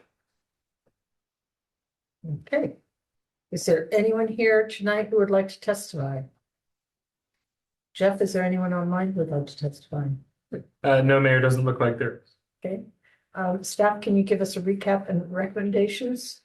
Yeah, I think this was a great recommendation to update this by the city administration office, because I do think it had a lot of holes and weaknesses. As you can see, if you look at Exhibit A to the ordinance, before it was literally like 3 small paragraphs with a couple sentences each, and now we have a page and a half of code text that I think elaborates in much greater detail on the allowances, what's required with temporary use and structures, and giving some exemptions for those. So I think we're, after many work sessions and discussions, I think we're at a place that we could adopt something that's going to be much more useful both to the community and also to staff and the elected officials. Thank you. May I have a motion to close the public hearing? I move that we close the public hearing. Second, I'll second the motion. I have a motion from Councilor Hokinson and a second from Councilor Ramsay to close the public hearing. All those in favor vote aye. Aye. Opposed, vote nay. Motion passes. Okay, questions and comments. I've got a couple, but I'll do last. Who else? Anybody? The only thing I questioned was you'd mentioned fences and retaining walls, and yet the code language that we got, with changes highlighted and stuff, didn't mention anything about fences or walls. Oh, yeah, so what's before you tonight is just temporary uses and structures. I'm planning on bringing fences and retaining walls back hopefully by the end of the year. Okay. But there's a couple things that I was proposing that after you guys brought up basically some of the complexities with like the height and stuff, I really need to go back to square one on a few of those and really dive into it more. Okay, all right, so good. Because I saw mentions of that in the probably In the staff relative report, to the yeah. March and all that, Right. yeah, of course. Okay, and then the second thing I just was a little curious about was the portable structures, the very last part, C. And so basically they don't, those pod type things that we see people, so they don't have to get a permit for those. There's a 60-day timeline on them, I believe, right? Correct. And so how do we know when the top clock starts ticking? Yeah, it's a great question. There are a few that do get permits and only when they're put in the right of way, and then Public Works has to issue the right of way permit. And so those are obviously Right. easier because there's a Yeah. time started. I will say this has been pretty much written with the 60 days. I think we added this to the code, I believe, in 2013, if I recall. And all we're doing now is just kind of beefing it up. We have not had many issues because I will say what happens is the neighbors will report. Right. Like almost in So is every that when the circuit. 60 days starts? If we don't notice it before then, Uh-huh. if Chris, when he's driving around, if he notices one, or if I notice one, I'll give him a heads up. Hey, I think this was just put out there. If you can start the clock. That's how we currently do it. And I think we've only had 2 instances in the past 3 years since we've had Chris on board where they just won't comply. And in both instances, they weren't paying pods either, and pods just came and recollected them. Right. So they were removed. Okay, or you could kind of go ask them to provide any documentation of when they got it, or. You could ask that too. And I don't know if yes. they give it to you, but yeah. We actually, it's a great question because we actually contemplated adding like some sort of a more like a permit or Yeah. something like that. Yeah, But we've honestly had no real issues except 2 cases, so I wouldn't want to do that. I can totally One support of them is that. my neighbor. So worst case. So worst case, I report it, it's been there forever, the clock starts at 60 more days, and then it's gone, or they get cited, so. Correct. Yeah, right. The other one though, I was surprised at is that we are allowing them to be put in the city streets. And the Public Works Director Public Works Department approves those. I was a little surprised just because, like we don't let the RVs and everything else. And I get it if people are moving or remodeling, maybe that makes sense. I could imagine though, having, living in a small subdivision or small subdivision where parking is at a premium and somebody's got, something that makes, and then, just affects the parking and stuff. I could see that, we might want to kind of keep an eye on how that goes. I would assume also that visibility for pulling out of your driveway when you got one of those right, outside, at the end of your, they're in front of, maybe in front of your house or not, but just the visibility of getting out, pulling out of your driveway, backing out or something like that with one of those things in there could be a concern. So I would just hope that you guys kind of have Public Works keep an eye on how that's going. And if that is something that we need to kind of, figure out something else, then yeah, I don't think it's a big problem now. But I think our default would be to have it on private property, but there's some, excessively steep driveways or a driveway that's not long enough that it's just not practical and really has to go in the right of way. It's And kind of the go-to that. And I do think there's been a couple cases where they've denied the location that's proposed by the applicant, and they work together to come up with another location that would be Right. more suitable. okay, good. All right, may I get hold on, let's see, okay, we closed we closed the public hearing, right? And, comment, okay. May I have a reading for the first ordinance of 2026-10? Yes, Mayor, an ordinance updating the city's regulations on temporary uses and structures in chapter 17.74. May I have a motion to approve the first reading? Well, I'll make a motion, we approve the first reading. A second? I'll second. I have a We'll all second it. 3 seconds. I have a motion from Council Sheldon and a second from Councilor Hanley to approve the first reading of ordinance number 2026-10. All those in favor vote aye. Aye. Any those opposed vote nay. Motion to approve first reading of ordinance 2026-10 passed. Jeff, would you please read the second reading of the ordinance? Yes, Mayor, ordinance 2026-10, an ordinance updating the city's regulations on temporary uses and structures in chapter 17.74. Okay, may I have a motion to approve the second reading? I move to approve the second reading, ordinance 2026-10. None of us are gonna speak now. I know.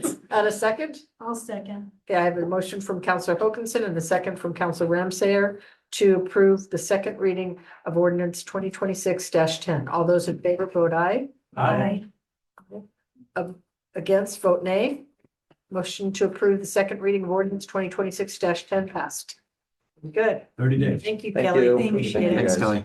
Appreciate it. Thank you, Doug. Okay, report from the city manager. Yeah, thank you, council. First, want to give just a brief update on Sergeant Thornton. I got a couple questions around his status. Chief, got the okay to share just a brief update this evening. So, he's continuing to do PT and OT. He's moving along, but there's no major update to share at this point. Just continuing to work on getting better. Happy to report that the Sandy Police Association did meet to discuss their collective bargaining agreement. It sounds like they ratified that, so we're bringing back the final collective bargaining agreement for your signature at the next council meeting. And we'll talk more about that at that time, but just gonna give you a heads up, that's on the docket. Wanted to give a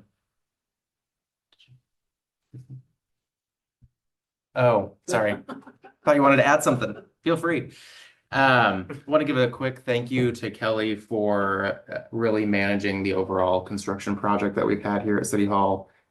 He has done a great job, putting out the RFP, getting the bids, working with the contractor, and really keeping his finger on the pulse of timeline and scope of work and making sure we got everything done. So thank you, Kelly, for your work on that. I'm happy to report that the finance director position will be going live tomorrow. We'll start the recruitment. So finally got a final version of the recruitment flyer today. So that should be posted sometime before end of business tomorrow. And then last but not least, just a heads up that, as you know, ODOT's working on ADA crosswalk improvements. There was an issue, I think that was a week ago, with some night work that they didn't reach out and didn't notice any neighbors in the general proximity. It sounds like they do have one more night work evening scheduled, or trying to schedule that for either Wednesday or Thursday of this week. I've strongly, I don't want to say suggested, I made it very clear that they need to notice the neighbors that are in the general area if they're going to do night work. This particular work that they are seeking to do requires shutting down a signal, and so they want to do it at the least impactful time as far as traffic goes. And there's some pipeline replacement. I haven't got clear indication if it's electrical or fiber that's going through this pipe that they're installing. I'll follow up with you and let you know what I find out about that. But just flagging for all of your information that there will likely be one more night of night work, but neighbors in that area will be noticed appropriately. So that Are they allowed to do the jackhammering and stuff like that that's extremely loud and disruptive? they are they're requesting that. My understanding from the night work that happened like a week or so ago was that that went on until about midnight. I think someone else up here could probably shed a little bit more information on that. But the night work that I am seeing would be a similar timeline. So probably until midnight for some of that jackhammering. There'd be some other work beyond that with some trucks. But Why can't they be doing the predominantly- loud jackhammering during the day and then just deal with closing, turning the lights off, or what, all the other stuff that might need to be done at night? My understanding is that because it's in the roadway, in the right of way. So they're closing the intersection, shutting the light down and doing that work, when they can essentially close the entirety of the road, when there's the least amount of traffic flowing. Is this the same location? General area, yeah. I'm not sure if it's the same side of the highway or if it's the opposite side where they're pulling the pipe through and waiting on clarification for that. So I will certainly send out more information once I have it. But didn't want to catch y'all by surprise when I send you an email later this week with additional information. So just flagging that for you all now. And that's all I've got. Can you speak a little bit to the sting operation that happened and whether or not those are happening in the future again, or do we, just a little bit of kind of how that came about? And I don't need to know all the details of what happened, but Yeah, I suspect you're talking about the human trafficking. exactly. Yep. I'm not gonna answer that. I'm gonna let you answer that because you will share what you are able to without oversharing. As part of the Clackamas County team that does those investigations, we're required to host one every year. And they move around. So we'll normally be just doing one in our area. We participate in the other ones in the other areas. So just so I understand, because I'm confused about it, this wasn't like two guys that decided to set up shop in Sandy and human traffic. This So these was, are all active criminal investigations, so I can't discuss the details. But these are, under normal circumstances, people solicit these acts online, right, yeah, and it's happening every day, Inside. everywhere. Okay, I think that's the takeaway. yeah, I mean, Everywhere. I'm just trying to kind of figure out, do we We- just kind of set up a thing and then, So I can tell you Arrest that them. we have in the past. There's always an argument that you're inviting these crimes in your community. But we have intercepted in the past, people coming to our area to victimize our citizens who are underage. I'm not making an argument one way or the other. I just tried to Sure, no, understand I- if I- it was Yeah, it's, something that we kind of set up and then, or whether these people were already in town, already at the location and we found them. That's what I was confused about. usually it's an organized event and communication is, hey, meet me here. So those are, and it is happening, and I was pretty naive to all of this behavior myself until I got this job and I was educated by our detectives that have been working these cases. So that's the other question then. So our detectives are actually out investigating, sleuthing online, doing whatever they're doing, looking for potential problems. And that's the kind of lead and other things that then comes together into these stings. Yes. Okay, Thank you. yeah, good one. Any other questions for Tyler? Little That's me. Mining Park update? I don't have an update other Tiana? than they're working on it. If there's anything you want to share? It's going well. We're on schedule, but it's early. They're moving right along. We don't want to hear about it, but our tree removals that we had to do to facilitate the project are done. But hopefully no other tree removals will be necessary. Week after next, our structures should arrive here in town. We'll start seeing the new structures going up. All right, We're progressing. all right. Thank you. Good job. Okay, let's see what else. I think, I'm ready for going around the room. Don? Sure. What a beautiful day today, huh? Mm. Kind of a change, reminder to everybody with the smoke and the heat that's coming in the next couple of days to, look out for your neighbors. Especially those who might not have AC and ability to close windows and could be hurting with the air quality, is the way it's headed, so. That's my first one. The second one, going back to our work session earlier today, just want to really emphasize my strong encouragement that we do pursue the grants and this traffic light improvements at Dubarco. I'm very pleased to hear that it could be something that could actually happen in the next 2, 3, 4 years. I was thinking it would take a lot longer, so I think that would be an excellent use if we can afford it without, setting back other projects. So I just want to endorse that. And thanks. First, I've got lots of stuff tonight, but Tiana, would you mind coming up? We've been going back and forth between Tyler and Tiana and I, and they thought that this should probably go through the council, but branding at base camp, we've got that huge event coming up. And we've been talking about the branding, and Tiana was just asking for some direction on what this branding should look like, if it should be, I don't know. Can you, I don't know what we're talking. Sure. So at a skate park, normally you will have a skate park name or, Yeah, but you said that there's an event. oh yeah, there's a drop-in? big skate event. That I didn't know. Oh, the 22nd and the 23rd, the big Not that city event. I will sign up, but. Sure. Come on. Congratulations, thanks. That's what I was. Not me, this is not me, but the branding thing. Tiana, would you mind? Can I just, a little more context Yes. for this? So we are having a skate event later this month. Counselor Hanley brought it up to me end of last week, I think we met. And asked about some additional branding within the skate bowl. I'm not a skater, so I can't speak to what's normal or usual or not. And so I said, I kind of linked together Tiana, get a little bit more input on this, and then recommended that Counselor Hanley bring it up this evening, just to gauge the council's interest in advancing any sort of branding. Again, I'm not a skater, so I feel like we did, we have Cedar Park and then we have Base Camp, which is a separate thing and it's branding thing and all that. Branded, right? But that's not what we're talking about. Sort of. Well, Jennifer, we just- branded that to be on stickers, on water Right, bottles, yeah, so on that's whatever what I'm else. saying is we've already kind of came up with a logo and a separate name from the park branding, and so is this something in addition to that? That's, So it's just putting the branding on the skate Jennifer, you park, able so to you share can the see photo it. I just sent you with So we've them? got some photos. Is it okay, Mayor, if I throw a Yes, photo up on the screen? please do. All right, just a second.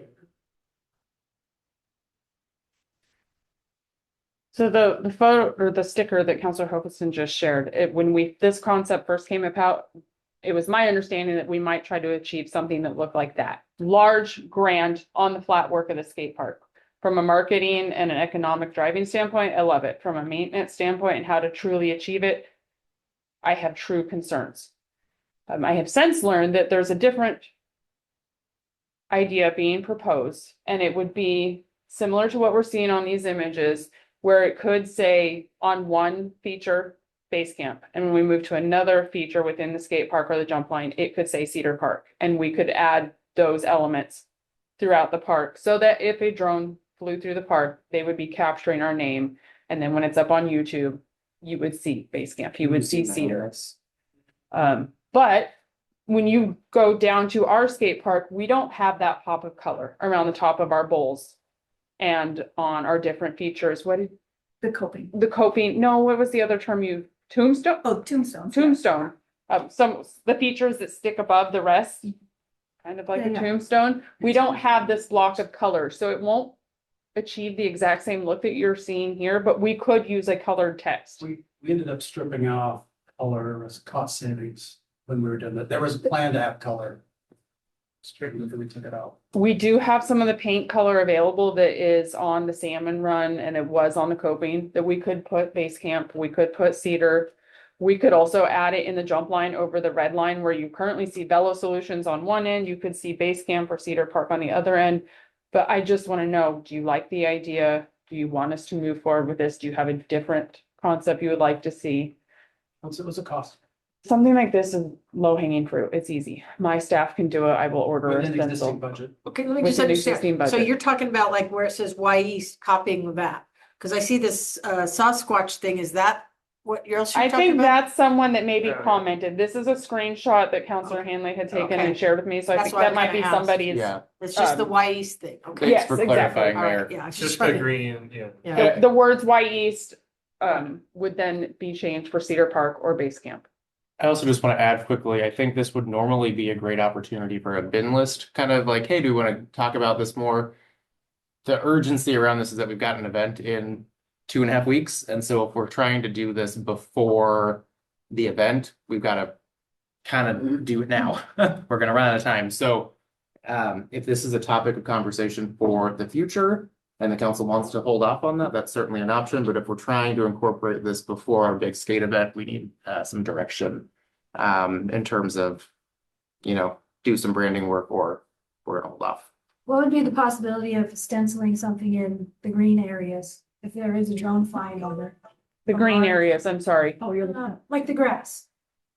There's lots of grass and a hill and, Burning out trees. no, just, you know, the Similar to like a Thanks. sports comp with, a mascot, a football mascot being stenciled on, you're envisioning.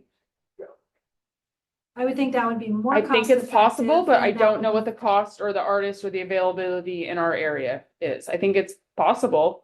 We are the hillside seating between the restroom and the action sports is going to be where our viewing area is, where our guests are sitting and watching the event. On that steep slope. Yes. And the inner loop of the walking path is where all of our vendors are going to be set up, and you'll be able to walk that loop and visit all of our vendors. So So there might not. for be this event, I space. don't know how much value for a dollar We're would. looking bigger, like signs on the post. And I guess going back to you, you know, what's the draw? Why is, Why is this? how wide is this net that you're drawing people from, and how important is it to put that branding on it? Well, so truly the context is there was a skate video that was online. It was at Cedar Park. There was no way, I knew it was at Cedar Park and nobody else in the universe knows it's at Cedar Park. Yeah. There was, hey, we're at the Sandy Skate Park. Yeah. Sandy, Utah, Sandy Springs, Sandy, you know, so Yeah. no idea. So I knew it was there. This is what my husband does for a living is this action sports thing. And truly it's for the money shots. There's gonna be photographers all over the place. There's gonna be videos all over the place. And you use, Jeff, if you wouldn't mind pulling up one of those shots I took of Cedar Park. The tombstones are the thing, those features that stick out above everything else. If you brand those tombstones, those are gonna be in every shot. Any amazing thing that happens, any amazing video is gonna be in that section. So what it does is it brings it back to. Is this what? Yes, Did I get a bit so bigger or better? that's one of the tombstones. So that's one of the places where you Is would, that, so what, that They're sitting concrete? on it? they are. So they're underneath their bums is where you would just do the small Stencil. brand because that's where something amazing is gonna happen. That's where the coolest thing is gonna happen. So every photographer is gonna be focused on that area. They're gonna take their shots there and then your brand is in every single shot. And there's a few other ones. I'll try to show another one. Yeah, there's a few other ones just around the park. And again, this is a stencil and spray paint. So then I have one feedback to your idea of using, I don't know whose idea, using Sandy or Cedar Ridge and Base Camp. Do we want to base camp and then preface it with Sandy or something like that so that if you're going into a global or you know, broader reach, that base camp's pretty generic, right? I don't know what you'd Google and find if you Google base camp. I have to Put say something up front Sandy, of it. Oregon somewhere on. Right, so I think if you had base camp Sandy, Oregon, you would zero in. Well, our thing, I mean, put up the logo. It Yeah. has Sandy, Oregon around the bike thing. Oh, I Um, agree on logo. that, but if you're just doing a banner and just words, then you're not gonna see all the details on our logo and a 4 or 8 inch thing. But I think to tie it into the economic development and the tourism, to make sure Sandy, Oregon, I like that suggestion. Get that included in there. Real quick, I Googled it and if you Google Base Camp Skate Park, which I'm assuming that's what you would do, it goes right to Cedar Park. There's no other place reference. In fact, it goes into It's the, a little Cedar deceptive Park. because Google knows you.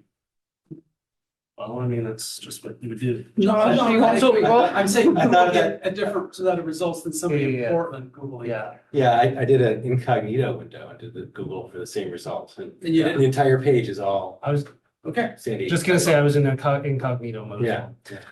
Real quick though, I do have a question that, and I don't take this as a dig on your staff, but would it, are we gonna be able to do it so that it looks appropriate for, would we want that branding to be a branding?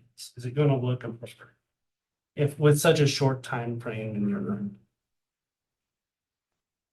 Are we gonna regret trying to hurry it? That's my point.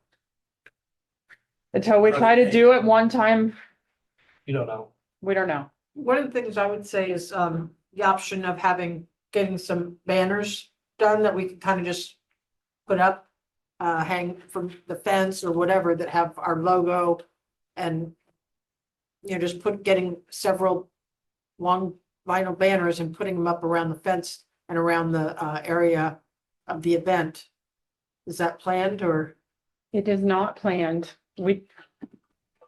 I mean, at least that way you have you already have the logo made and they could easily put it on vinyl for us. We could do that. We don't have a ton of fencing at Cedar Park and it's kind of out on the perimeter, so it's not going to be in your money shots and your action shots. It's something we could do. How about at the end, at the end where we have the signs, I mean, kind of, and putting it on the, I'm just spitballing here because I don't have it in front of me, but on the gazebo, Or the shelter that's on there. the shelter, kind of hanging it from the shelter, hanging it from whatever we have going on down there, if there's some, any kind of structures or, even just putting up some posts or something that we can, get some, I don't know. I like the idea of The park branding stuff. visitors, the people there that day, they would see them. But the action shots and the social media that comes from this event and then lives out on the web, I don't think would capture those. What is the goal of doing this? We're working with a contractor on this, right? Did We they have a consultant that has helped and I asked him, how do I do this? How do I Yeah. put this on there and get it to adhere and not be scratched off and not change the writability? And he's like, let me ask questions. Great question. Love the idea. Let me ask around. And so I've not heard back from him. I think it's achievable to stencil it into some of our features. And we can try it. And if it starts running and it doesn't look great, we wipe it off, we pressure wash it away, and we remove it immediately before it's dried and set. I like it. It's in your budget, it's within the framework of the branding that we came up with originally. To me, it ties into all the things that we care about, so got my support. Do you like the idea of it saying Cedar Park Base Camp? Do you like Sandy, Oregon Base Camp? I really like the tie to Sandy, Oregon, just because it broadens it from the Parks and Rec to tourism. But I defer to my colleague who is over this area in this regard. I think Sandy, Oregon would be awesome. I think if you do this, on that shot that she showed you of Lais, it actually says Lais, and then a little bit further down, it says Windells. So they do like double brand all their coping. And I think Sandy, Oregon and Base Camp would be great. Or so would we say like base camp at Cedar Park, Sandy, Oregon? No, I think you would just do like Base Camp and then a foot down, you would put Sandy, Oregon. So we're just doing base camp, not Cedar Park. That's what I'm trying to Oh, I understand. see. I think you It always pick a confused- message. It always confused me that we went with, anyway.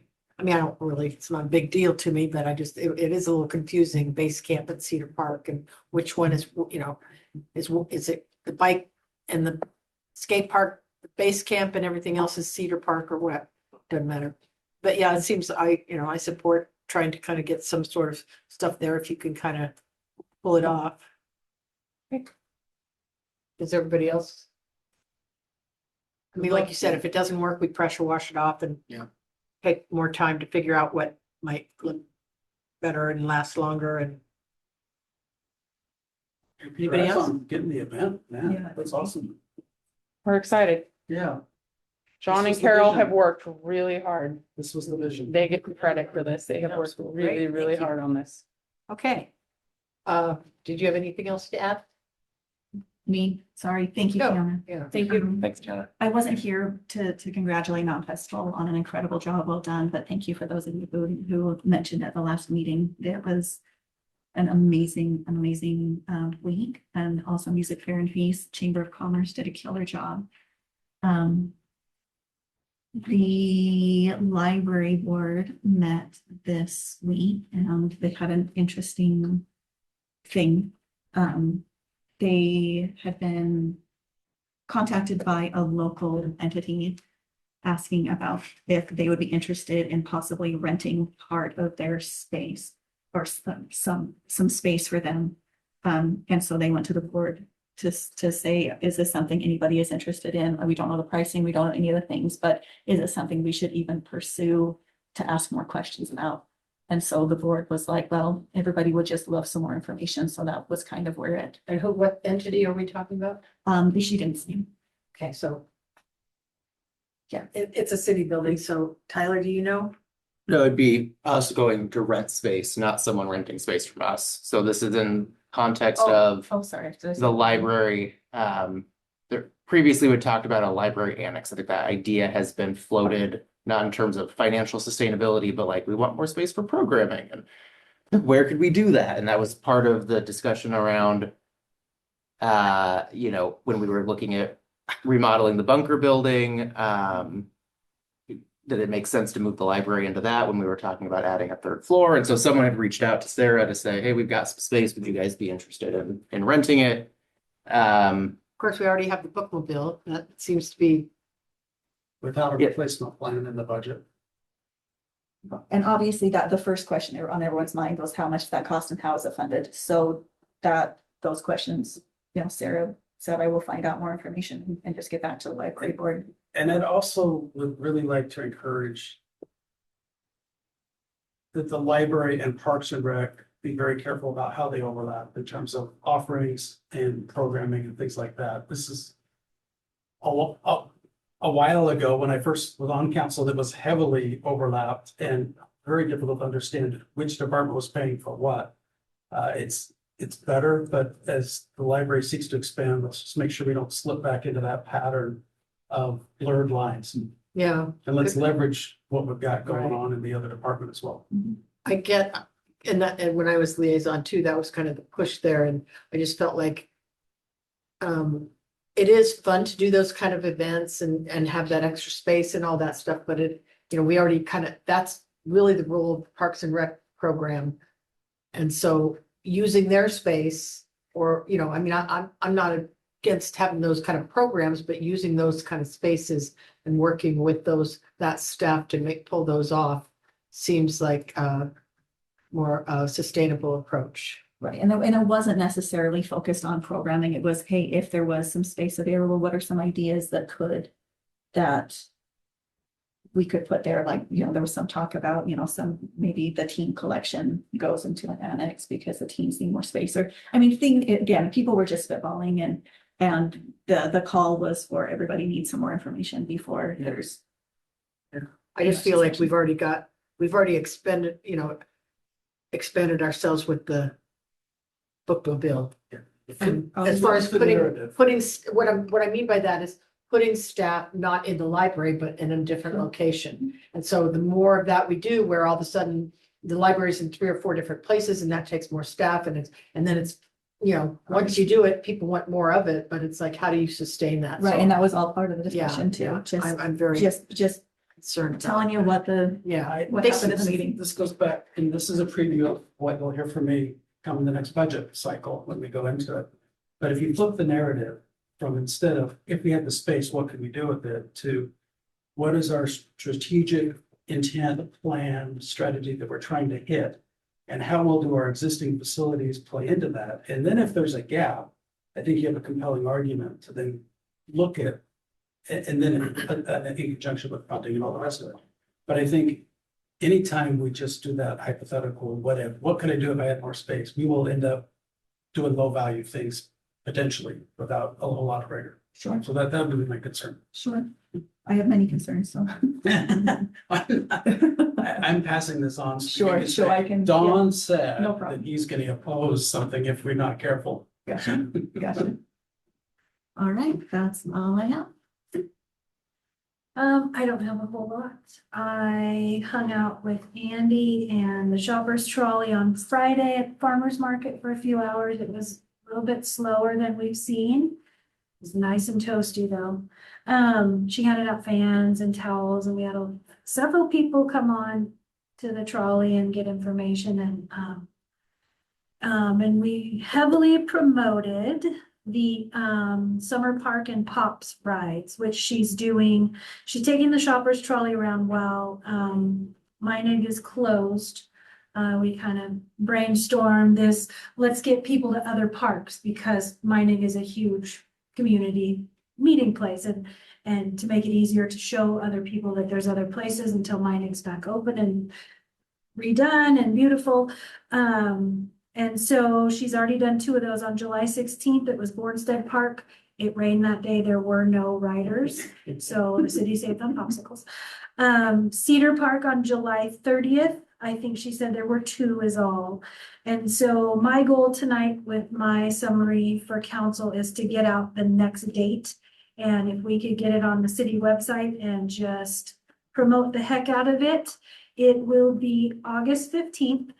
The trolley will go to Bluff Park and get on, you get a popsicle, you get off, you get a popsicle. You can eat the popsicle on your way out as long as you're careful. And, you know, it's amazing how many people come to the farmer's market and have never ridden Sam or the shopper's trolley. They say, drives right by my house. I've never really thought about it. And so it's a huge benefit to the community that's, at least the feedback I've got, underutilized. So I would love to just keep supporting, hammering away at the safety, the reliability, and what a great service it is. You can go to Timberline for $2. It's free within the city limits. And so hopefully we'll get Deer Point Park is another park Pops Day on September 12th. So hopefully the weather will be better, people will get the word out, and everybody will hop on. Is transit coordinated with your big event at base camp? Not my event. So I think that's an opportunity that should be coordinated for parking and transportation. I will let Andy know. Is that part of the planning, Tiana? I know what we offered to them to table and be present that day, and I don't know where we're at. Not necessarily be there, but actually run. Run extra rounds. I don't know where you're gonna park if you're having that many people, so. We're going to highly encourage the additional new city lot and the different lots the city owns. It'll be off-street parking in the neighborhood. So run the shuttle. Will that be part of the We can old support it. school area? Any of that opened up for parking? Our vendors and security and possibly our competitors at the old school, but not attendees, Not general public. not general public.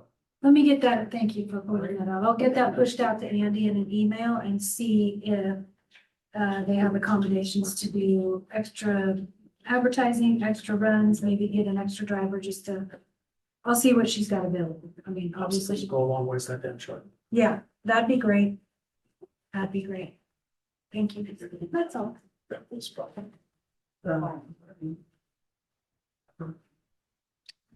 I'm gonna, I don't have much to report, so I'm gonna go and defer my time until we get moving on. Okay. Can you mention the community livability? Oh, sure. We met on last week about community livability. We discussed a lot around homelessness, and the challenges, Ordinances that we yeah, the ordinances, refresh my memory on what were that. gonna adopt a county ordinance for. Oh, yeah, for towing. For towing and. So I think we're gonna be coming back and, I'll tell you, the county, and other jurisdictions can tow when your registration is expired over 90 days. It can impound the vehicle for that reason. And so I think, that, I know Chief's exploring that and seeing if we can come back with an ordinance at some point to help alleviate some of the parking issues that we have. As well as, looking at the shopping cart issues and just kind of some of that, those issues that are arising. There's other cities that are doing it. And then the camping, even in premise open to the public. Jeff, did you get my email on that? By chance?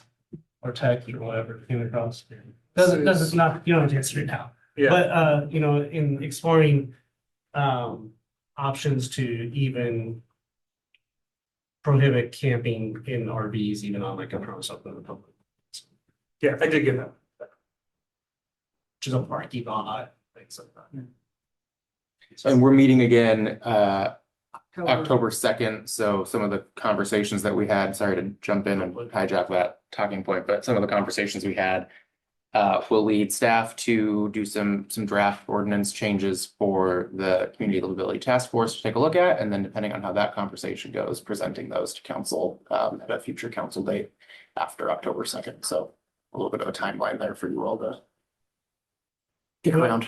Tonight's discussion brought up something, another thing I've asked, and it just no answers tonight, obviously, but you know, other communities have what you could call public safety advisory boards. They're not police oversight boards, but they're strictly, you could call it a community livability board. And that in which there's other members of the public that are on there, and it's much like your Parks and Trails and it's an advisory board. You know, some of the discussions that we had tonight around traffic safety, speeds, a lot of those are dealt with at that, and then a recommendation, much like our planning commission is made to the city council. I would like us to consider that at some point and creating that and getting, not to mention at that point, you get more citizen involvement and just other perspectives as well. So no answers tonight, just something to think about. And Thursday night is C4, so maybe next month I'll have a report on that. So nothing to report on that though. Okay, I'll just quickly update what I was working on. The Friends of Sandy Library, had their grant to get almost all of the Sandy Post newspapers that are in existence digitized is pretty far along. I believe, I want to say they got up to the late 90s or something like that. It's really coming along. The original editions of these newspapers are kept in the museum now. They've been transferred over because Sandy Post doesn't really have an office anymore. They closed up. So really thrilled to see that. I think we need to do some marketing to advertise that fact and recognize the partners involved in that. So the county commissioners meeting that I meet with the mayors and the Chair Roberts. They talk a lot about some of the different priorities going on and the new legislation and all. One of the things that there was a push to consider was a ban on flavored tobacco in Clackamas County. I guess Washington and Multnomah County have both passed bans against that to kind of reduce the likeliness that young kids or kids are going to be smoking, bubblegum flavor or smoking bubblegum flavored vaping pens or something. I'm not quite sure about it all. So they are going to come to us, I believe, in late August, possibly with a draft letter that would get sent out to all of you to kind of consider and see if you want to consider doing that. It's a letter that would be signed by the Sandy City Council to advocate for a ban on flavored tobacco. They're looking at exceptions for like the hookah lounges and stuff like that. So yeah, they're still working on the language.